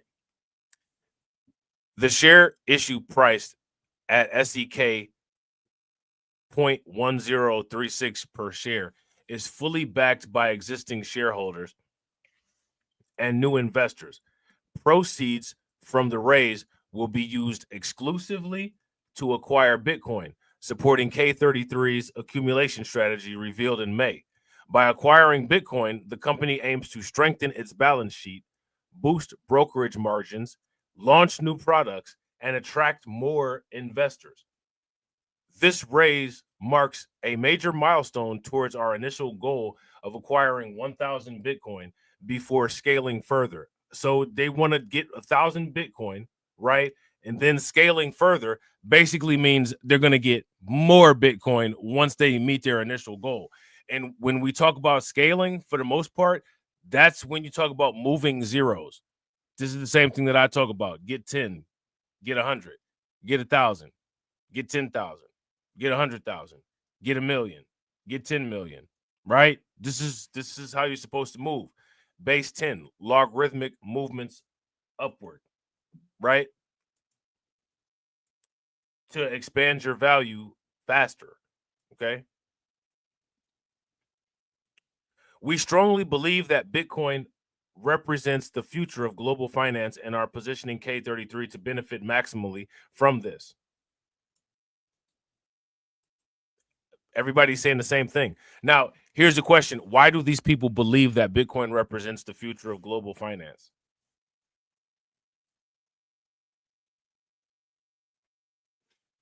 Most companies that are involved with Bitcoin seem to be convinced of this, right? But here's the question. How are they convinced of this? And who's convinced these people of this? Everyone seems to be, well, not everyone, right? Not everyone. But a lot of people seem to be convinced of the same thing. Who's doing the convincing? Why is everybody so convinced? A strong balance sheet built on Bitcoin enables us to significantly improve our brokerage operation while maintaining full exposure to Bitcoin's upside potential. Everybody is betting on that $1 million Bitcoin. When they talk about the upside potential, that's basically saying they're betting on that $1 million Bitcoin. Okay. As part of the strategy, K33 recently completed its first Bitcoin acquisition, purchasing 10 Bitcoin for approximately SEK 10 million on June 3rd. This transaction is the initial deployment of capital from the SEK $60 million investment commitment announced earlier this year to support the company's Bitcoin treasury. Okay. We expect Bitcoin to be the best performing asset in the coming years, and will build our balance sheet in Bitcoin moving forward, stated Jensen. This will give K33 direct exposure to the Bitcoin price and help unlock powerful synergies with our brokerage operation. Our ambition is to build a balance sheet of at least 1,000 Bitcoin over time and then scale from there. Okay. So again, how many people have devised their own models similar to these companies? Shout out to Vince. What's good with it, bro? That's my. If you have, give me a thumbs up. If you have not, give me a thumbs down. Shout out to Sly Lawyer. Sly Lawyer says 0.2 Bitcoin or 100,000 Dogecoin.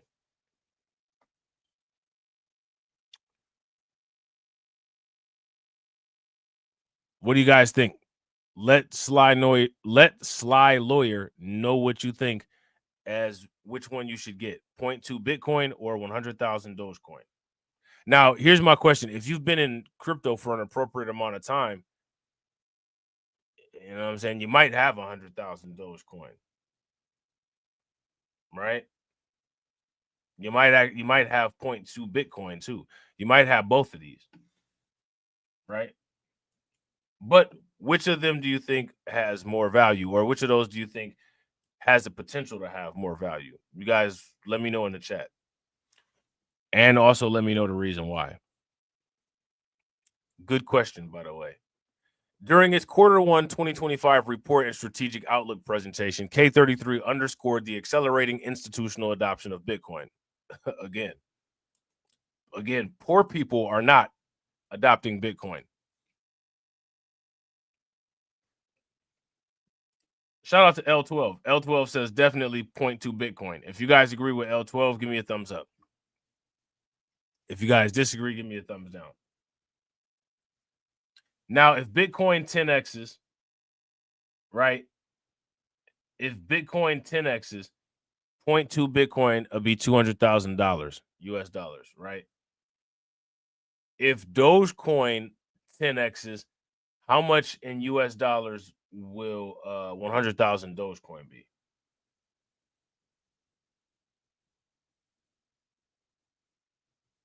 I think if either of these 2x, I think 2 Bitcoin would be more. Now, we know about an institutional pathway to a Bitcoin, at the very least 2x, right?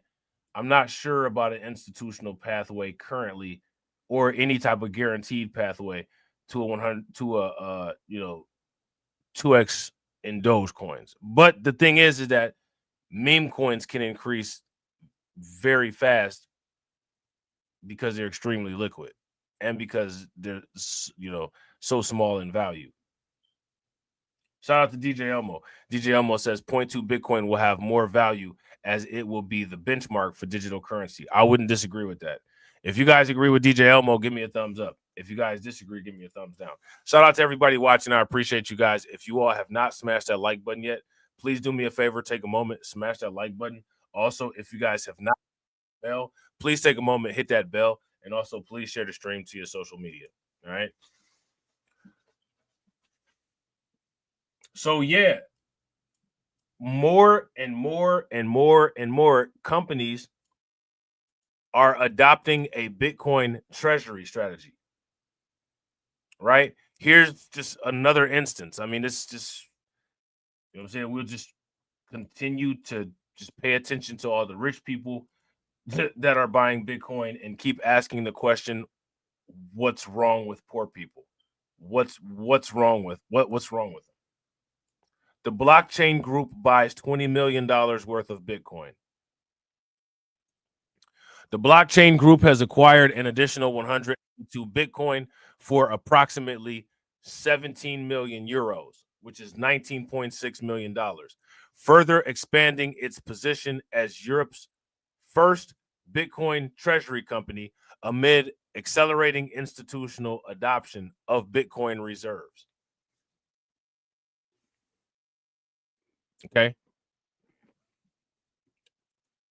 According to a press release issued June 18th, the Euronext Growth Paris-listed company completed the purchases through multiple convertible bond issuances totaling over 18 million euros, subscribed by several investors, including UTXO Management, Moonlight Capital, and asset manager Tubam. Okay, so again, we have to ask the question. We see all of these institutions, we see all of these companies doing this. Why are people still in denial is the question. Why are people still denying the obvious? They are still denying the obvious. Why? Why is that happening? Somebody explain it to me. What's going on with people's brains that they just can't fathom the fact that Bitcoin is the future? That's the reality, right? The reality is that Bitcoin is the future. You have people going rounds against reality. I mean, I don't understand it. The acquisition brings the blockchain group's total Bitcoin holdings to 1,653 Bitcoin, purchased at an average price of 90,000 euros, which would be $104,000 per coin, US dollars. The company reported a Bitcoin yield measuring Bitcoin holdings relative to fully diluted shares of 1,173.2% year to date, significantly outpacing other corporate holders. Okay. Now, again, how many people believe that all of this Bitcoin treasury buying is creating a massive bubble? If you guys believe that all of this Bitcoin treasury buying is creating a massive bubble, give me a thumbs up. If you guys don't, give me a thumbs down. Now, here's where additional risk comes into play. The only thing that needs to happen is for there to be a major calamity, a major crash, a major insolvency with one of these large cryptocurrency treasury companies, and that will burst the speculative bubble and drop a lot of stock prices and could possibly temporarily drop the Bitcoin price. And these companies are buying Bitcoin recklessly, if you ask me. Just like the people that are trying to create Solana reserves.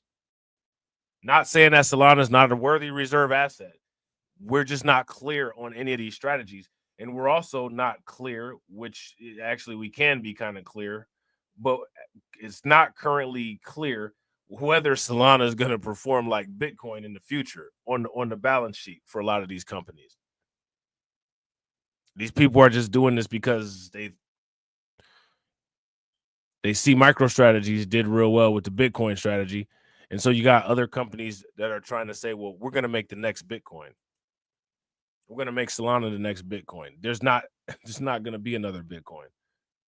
Corporations can't make another Bitcoin. Bitcoin was designed to be Bitcoin, and it has a unique design that no other cryptocurrency has. It's survived multiple cloning attempts. You know, like it just, Bitcoin is a special cryptocurrency. The company's latest purchases were executed through Swiss Quote Bank Europe and Bank Del Bac, with custody provided by Swiss infrastructure provider Taurus. Additional funding came from the conversion of shares warranted into 2.98 million ordinary shares, raising 1.6 million euros.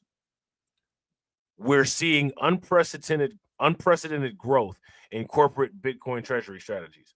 The blockchain group's success has created a model for European companies, with new organizations announcing Bitcoin purchases almost weekly. Now, we've talked about this before, right? When these companies announce that they're going to be purchasing Bitcoin, what happens to their stock price? Somebody let me know. Shout out to my man AW1 Gamer. Yo, what's good with it, bro? Shout out to AW1 Gamer. Make sure y'all show AW1 Gamer some love. You know what I'm saying? Your man AW1 Gamer dropped your boy some liquidity on the Cash App yesterday. I definitely appreciate it. Make sure y'all show AW1 some love, throw some flames, some radiation emoji, and some ducks in the chat for AW1 for funding the organization and feeding that liquidity.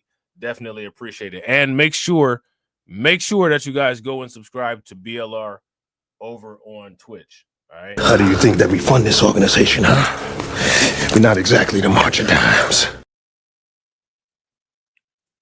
Shout out to DJ Elmo. DJ Elmo says, is the Japanese inventor of Bitcoin still around? I would assume he has a lot of the ancient Bitcoins. Yeah, I think BlackRock's wallet just surpassed the Satoshi wallet. You know what I'm saying? But people don't necessarily know who Satoshi is. Some people believe it's a group of people. No one knows who Satoshi is. You know what I'm saying? Shout out to Lehman Lucas. Yeah. It goes up. It goes up. Facts. All right. So now here says the company indicated potential plans to acquire an additional 70 Bitcoin through ongoing transactions, which could bring its total holdings to 1,723 Bitcoin. This follows recent Bitcoin treasury announcements from companies including Metaplanet, which now hold 10,000 Bitcoin, and Strategy's latest acquisition of 10,100 Bitcoin. Okay. So, yeah, I mean, these companies are buying up massive. They're buying up massive amounts of Bitcoin.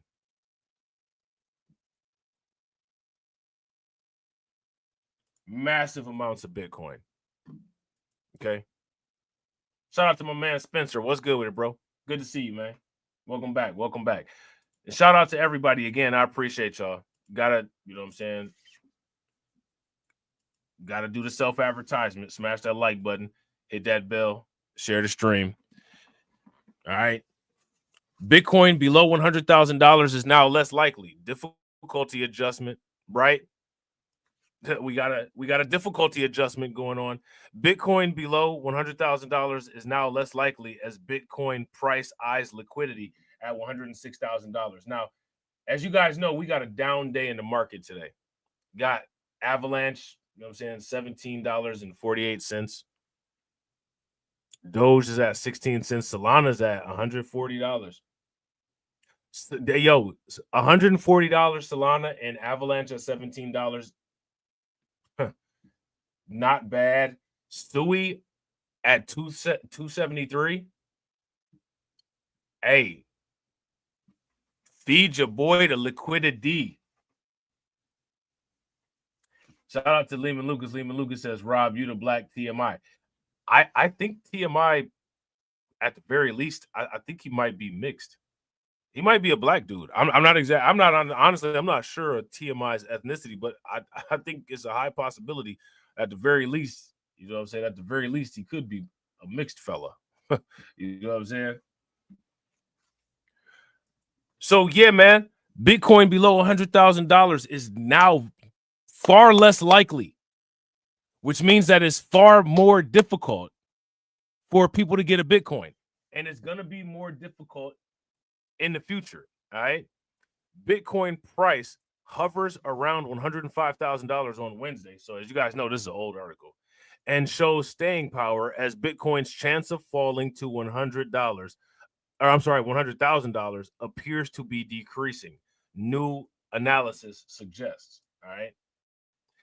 Now, one thing that people need to pay very close attention to, and I think something that should be tracked, I think it's an interesting phenomenon that Bitcoin is trading, right, sideways, right around the all-time highs. That is very interesting. And that kind of says a lot. And it doesn't say a lot of bad things. You know what I'm saying? It actually says a lot of good things.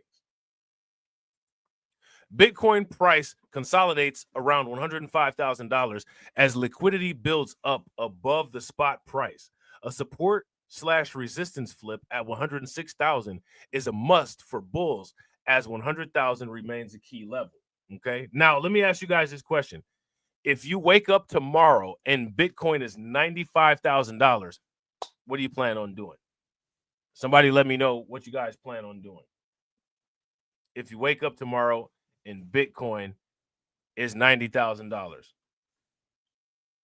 If you think you have an idea of what I might do, let me know. Bitcoin fell alongside the broader crypto market during Tuesday's late New York trading hours, dropping by as much as 4% to 103,400 after U.S. President Donald Trump's comments on the Iran-Israel conflict. All right, now let me ask you guys this question. How many people have been paying attention to the Iran versus Israel conflict? Yeah. Shout out to Lehman Lucas. Lehman said, hold my coin. Facts. Shout out to Spencer dropping 3x paychecks on it. Bro, facts. Yeah, and I wouldn't disagree. Shout out to DJ Elmo. DJ Elmo said, if Bitcoin is trading at an all-time high, I would describe it as a giffen good in economics terms. Yeah, facts. What that means is that people see more value in it, so they're buying the tops as often as they can, right?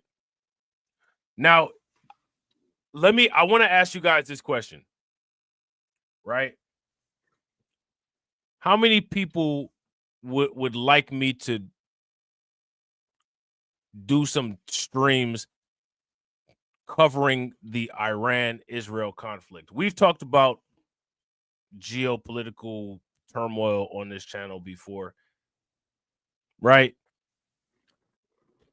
Kind of been in my crypto bag for the last year and a half. But if you guys want to, if you guys want to go down that rabbit hole and talk about those type of things, again, it's a possibility we could explore it. Facts. Shout out to AB. AB said, I'm buying more Bitcoin. More Bitcoin, more Bitcoin, more. Yeah. Yeah, the homeboy Bitcoin network. Facts. After tapping the liquidity around $103,000, traders said a correction to areas below $100,000 was unlikely as liquidity builds up above $106,000. Okay. Bitcoin price key support remains at $100,000. Bitcoin's price has held successfully above the $100,000 psychological level since reclaiming it on May 8th. This has remained a critical level on traders' radars and has not received convincing retest recently. All right.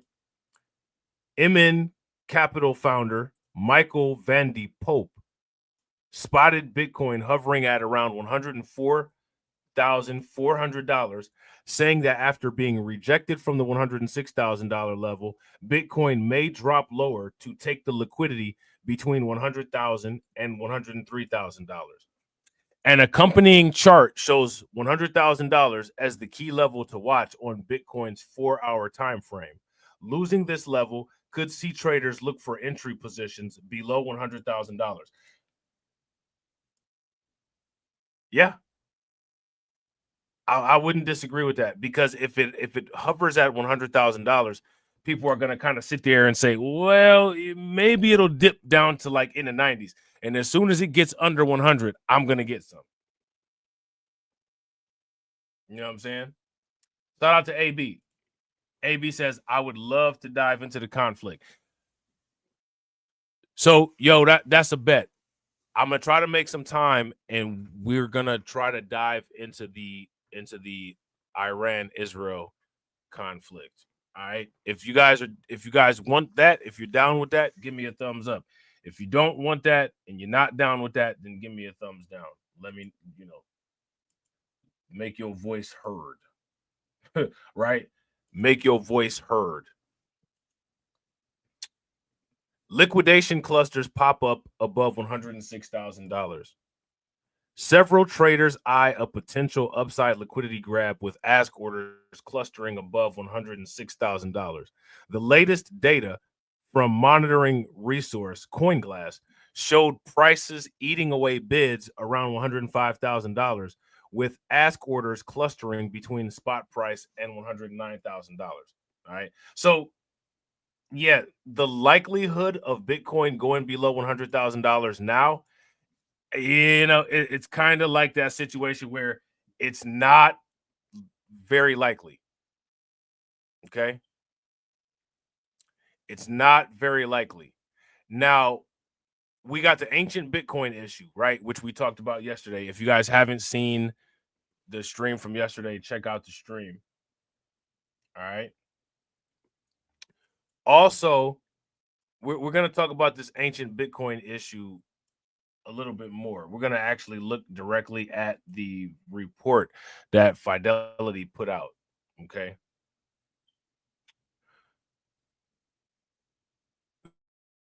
Van Eck is warning of risk for Bitcoin treasury companies.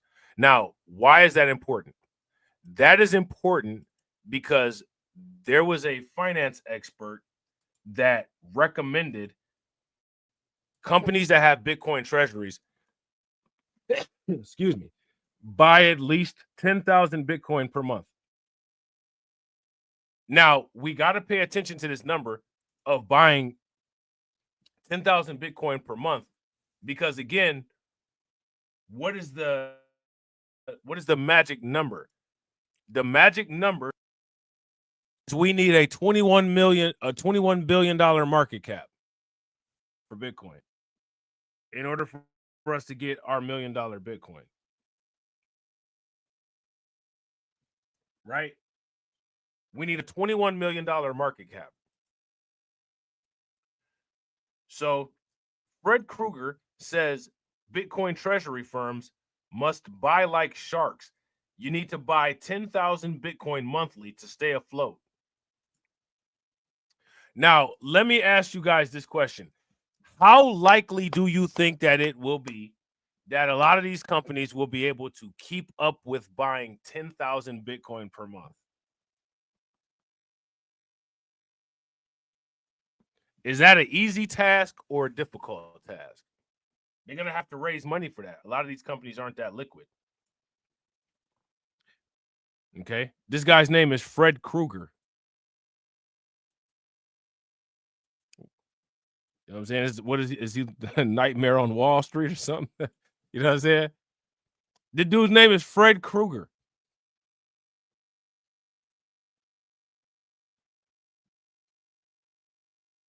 You know what I'm saying? Fred Krueger. Nightmare on State Street. You know what I'm saying? Fred Krueger argues Bitcoin treasury companies must acquire at least 10,000 Bitcoin per month to remain viable. Over the past month, institutional players have bought over 5 billion in Bitcoin, yet price action remains flat. How is that happening?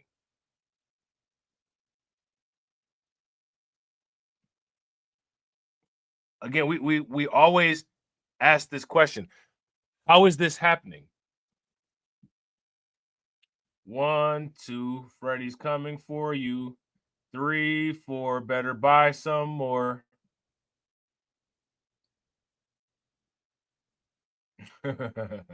Right? 3, 4, better buy some more. Right?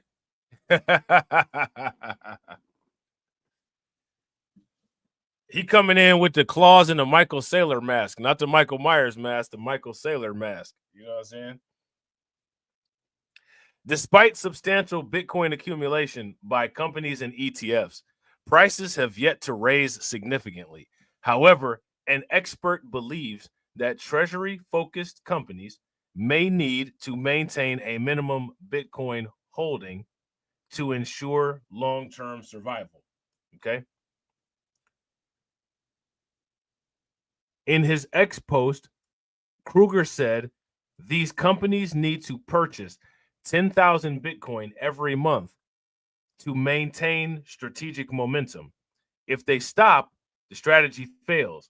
He added, likening the aggressive Bitcoin acquisition behavior to a feeding frenzy that persists regardless of price levels. Now, this, for the most part, is not the same words, but this is very similar to what Michael Saylor said when Michael Saylor said, I'm buying the tops, I'm buying the bottoms. Right? If you guys would agree, give me a thumbs up. If you guys would disagree, give me a thumbs down.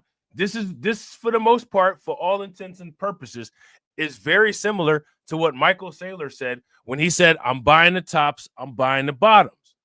Right? You got to buy at all levels. You got to adjust your difficulty. Bitcoin has a difficulty adjustment, which increases the price. You have to have a difficulty adjustment that allows you increased liquidity.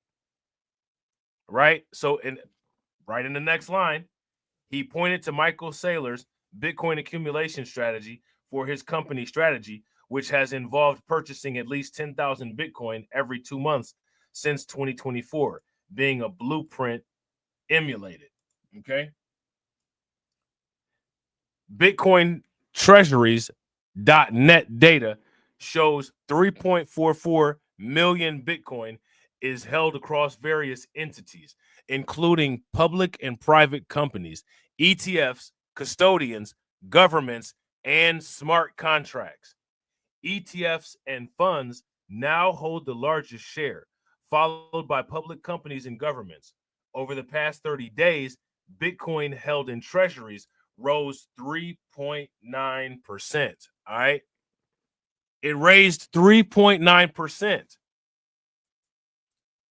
The fact that the amount of Bitcoin being held by these treasuries rising like that is more evidence, increasing evidence of institutional adoption. Okay. Bitcoin held by tracked entities increased by 28 Bitcoin in the past month, with 236 Bitcoin now held across these institutional wallets. Okay. So, yeah, I think that's it. Yeah, that's it. All right. And again, shout out to these places that drop these articles, and you know what I'm saying? It's all very interesting, right? But, for the most part, a lot of this stuff is stuff that we've said already. Now, mind you, there's nothing wrong with validating it. There's nothing wrong with substantiating it, through literature, right? But just understand, these are things that we've talked about a long time ago.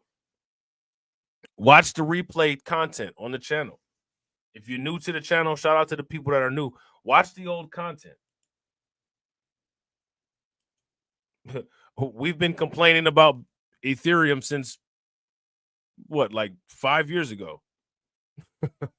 Right? Van Eck warns of emerging risk for Bitcoin treasury companies, outlines strategies to combat capital erosion. Now, let me ask you guys this question. Should people like you and I pay attention to these corporate strategies and implement some small scale form of this corporate strategy for ourselves to be able to protect ourselves against quote unquote capital erosion? If we should, give me a thumbs up. If we should not, then give me a thumbs down. All right. Van Eck is warning of emerging risk for Bitcoin treasury companies, and they're outlining strategies to combat capital erosion. All right. An analyst from one of the biggest asset managers in crypto is warning Bitcoin treasury companies they need to pay attention to the ratio of their shares compared to their Bitcoin net asset value. Matthew Siegel, the head of digital assets research at Van Eck, says that no public Bitcoin treasury companies have traded below their Bitcoin net asset values for a sustained period. However, Siegel notes that one company, the U.S. medical tech firm Similar Scientific, is approaching parity. As some of these companies raise capital through large at-market programs to buy Bitcoin, a risk is emerging. If the stock trades at or near net asset value, continued equity issuance can dilute rather than create value. And why would that be? It's the same as inflation. They're basically inflating their value. That's why. It's simple mathematics. You know what I'm saying? Shout out to Jay the Informant. What's good with it, bro? It's simple mathematics, right? They're simply diluting their value. It's That is not capital formation, it's erosion. Companies purchasing a Bitcoin treasury strategy should adopt safeguards now while premiums still exist. All right. And then they list some ideas. All right. So again, right, we several streams ago talked about we talked about the risks of the Bitcoin strategic reserve strategy. Right? We talked about this. But y'all already know where you already know about the but. Right? So Van Eck will come with a professional report about it. You know what I'm saying? Van Eck will come with the professional report. So lots of liquidity, right? Bitcoin and Hype could get $844 million total windfall from 4 public U.S. firms. Now, let me ask you guys this question. Which firms are pouring all of this liquidity into Bitcoin and into Hype? And let me ask you guys this question. I know we talked about this before, but I just want to bring it back up again. How many people have heard of Chime Bank? If you've heard of Chime Bank, let me know. They recently joined the NASDAQ. They have publicly traded stock. I've used Chime Bank since they first came out. And now that they're available on the NASDAQ, I'm going to be investing in them. Because Chime Bank is the future. You know what I'm saying? Chime is the future. Wait till Chime starts integrating Bitcoin into their bank. It'll be revolutionary. You know what I'm saying? So yeah, DCC Enterprise and Fold Holdings have confirmed raises worth a total of $778 million, as a biotech firm said it would raise $50 million to add Hype as a treasury asset. I've never heard of Hype.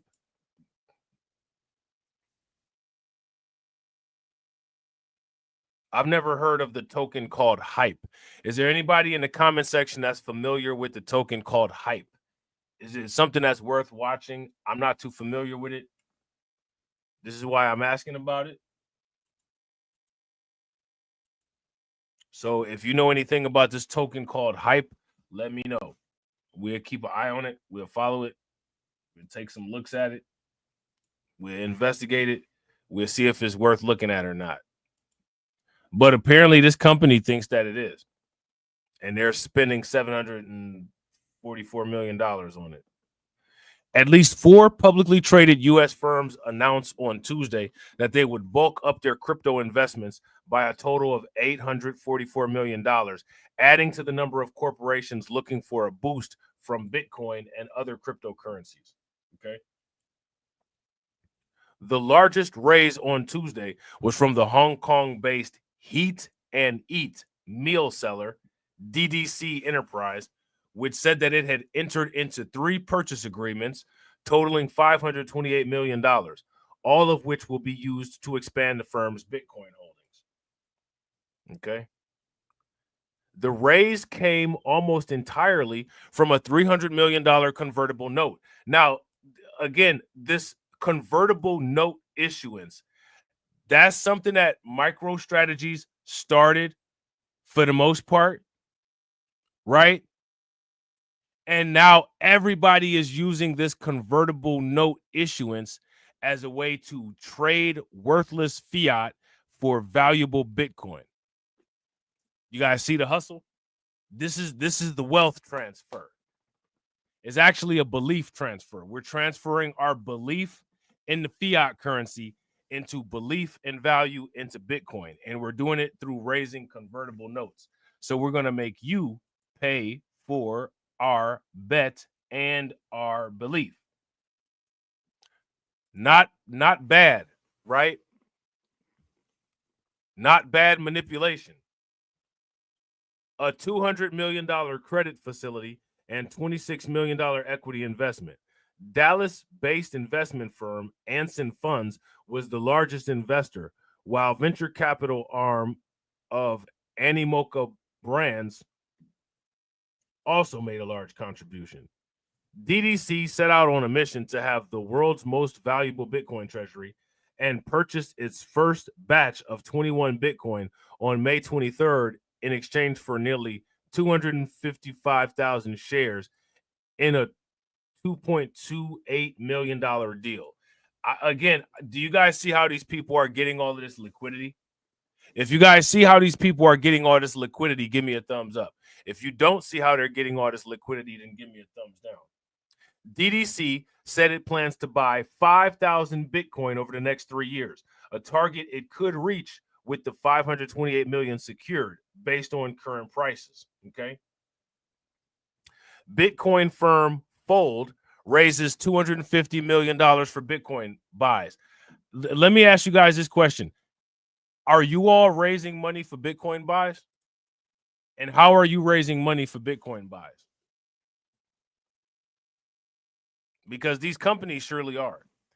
Fold Holdings Incorporate, the first publicly traded Bitcoin financial services firm, said on Tuesday that it secured a $250 million equity purchase facility with the net proceeds primarily intended to fund additional Bitcoin purchases. All right.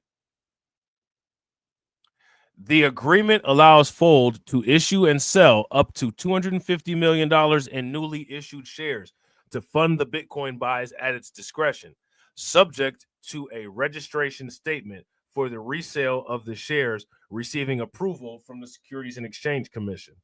If approved, the shares will be sold through a private placement under exemption from the SEC registration rules.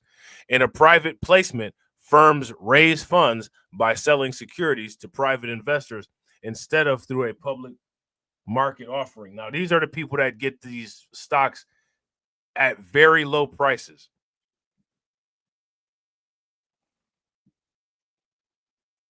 Okay? These are the people that get these stocks at very low prices. Shout out to Lehman Lucas. Lehman Lucas said, all I can go to work so I can buy. Yeah, facts, bro. Facts. Same here. Same here. That's it. That is it. Right? I need to figure out how to issue some convertible notes. You know what I'm saying? Shout out to Moxie Approved. Moxie Approved, like, incorporated his YouTube channel and did like a public issuance on that. I need to do something like that, but man, I wouldn't get nothing but like you know what I'm saying? I wouldn't get nothing but like $250. You know what I'm saying? I wouldn't get nothing but like $250 right now. You know what I'm saying? Right now. So now here it says at current prices, $250 million could theoretically purchase 2,390 Bitcoin for Fold. Allocating even half that amount to Bitcoin acquisitions would substantially boost Fold's current treasury of 1,490 Bitcoin. All right. Bitmine caps 16 million Bitcoin buy after stock raise. All right. So again, it's just more and more and more. Okay. Now, I've never heard of this Hype token, Hyperliquid. Hype is added as a treasury asset. We're going to have to start paying attention to Hype. I don't know too many companies that are investing in Hype. As far as assets, strategic assets, we know that companies are investing in Ethereum. We know that companies are investing in XRP. We know that companies are investing in Solana. We know that companies are investing in Bitcoin. As far as Hype goes, I don't know too much about Hype. I don't want to go in on Hype because it could be a great asset. I just don't know any, I just have never heard of it and don't know too much about it. You know what I'm saying?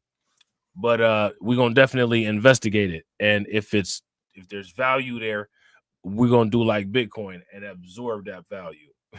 We're going to absorb that value. All right. So yeah. Shout out to y'all. I appreciate you guys, man.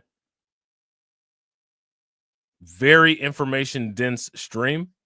Shout out to the replay viewers. Always make sure that you leave a comment on the replays. Shout out to the stream sponsors. I want to make sure I show love to the liquidity feeders. You know what I'm saying? Shout out to my man AB Promotions. I definitely appreciate it. Make sure y'all show these people some love. Shout out to my man Cameron Jones. I definitely appreciate you, bro. Shout out to Carlton Way. Make sure y'all show Carlton Way some love for that $2 million donation. You know what I'm saying? Shout out to Hurricane IQ. You know what I'm saying? Shout out to Carlton. We got to hit Carlton with again. You know what I'm saying? We got to hit Carlton with again. Again.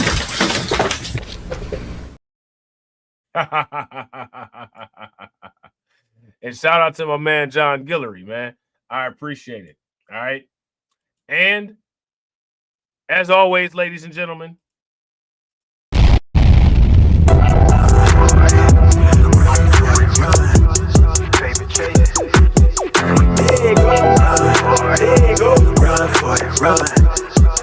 yeah, hey, okay, I'm fresh up out the package. Sign my deal, I pay my dues. Affiliated to this paper, I need freedom for my family line. Draw my life design up like fine art. I'm jumping off just an unfamiliar coordinates. Hopped off the porch like I could touch the sky. Red, it's not one trip. The ism talk the water out your faucet. Look at me flossing, I'm so wavy, I could change the tide.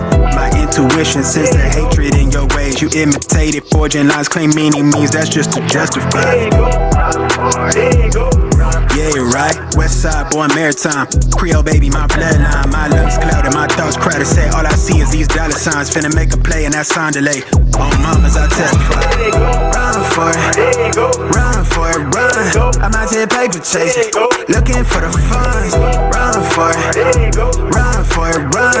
I'm out here paper chasing, looking for the funds. Run for it, run for it, run. I'm out here paper chasing, looking for the funds. Run for it, run for it, run.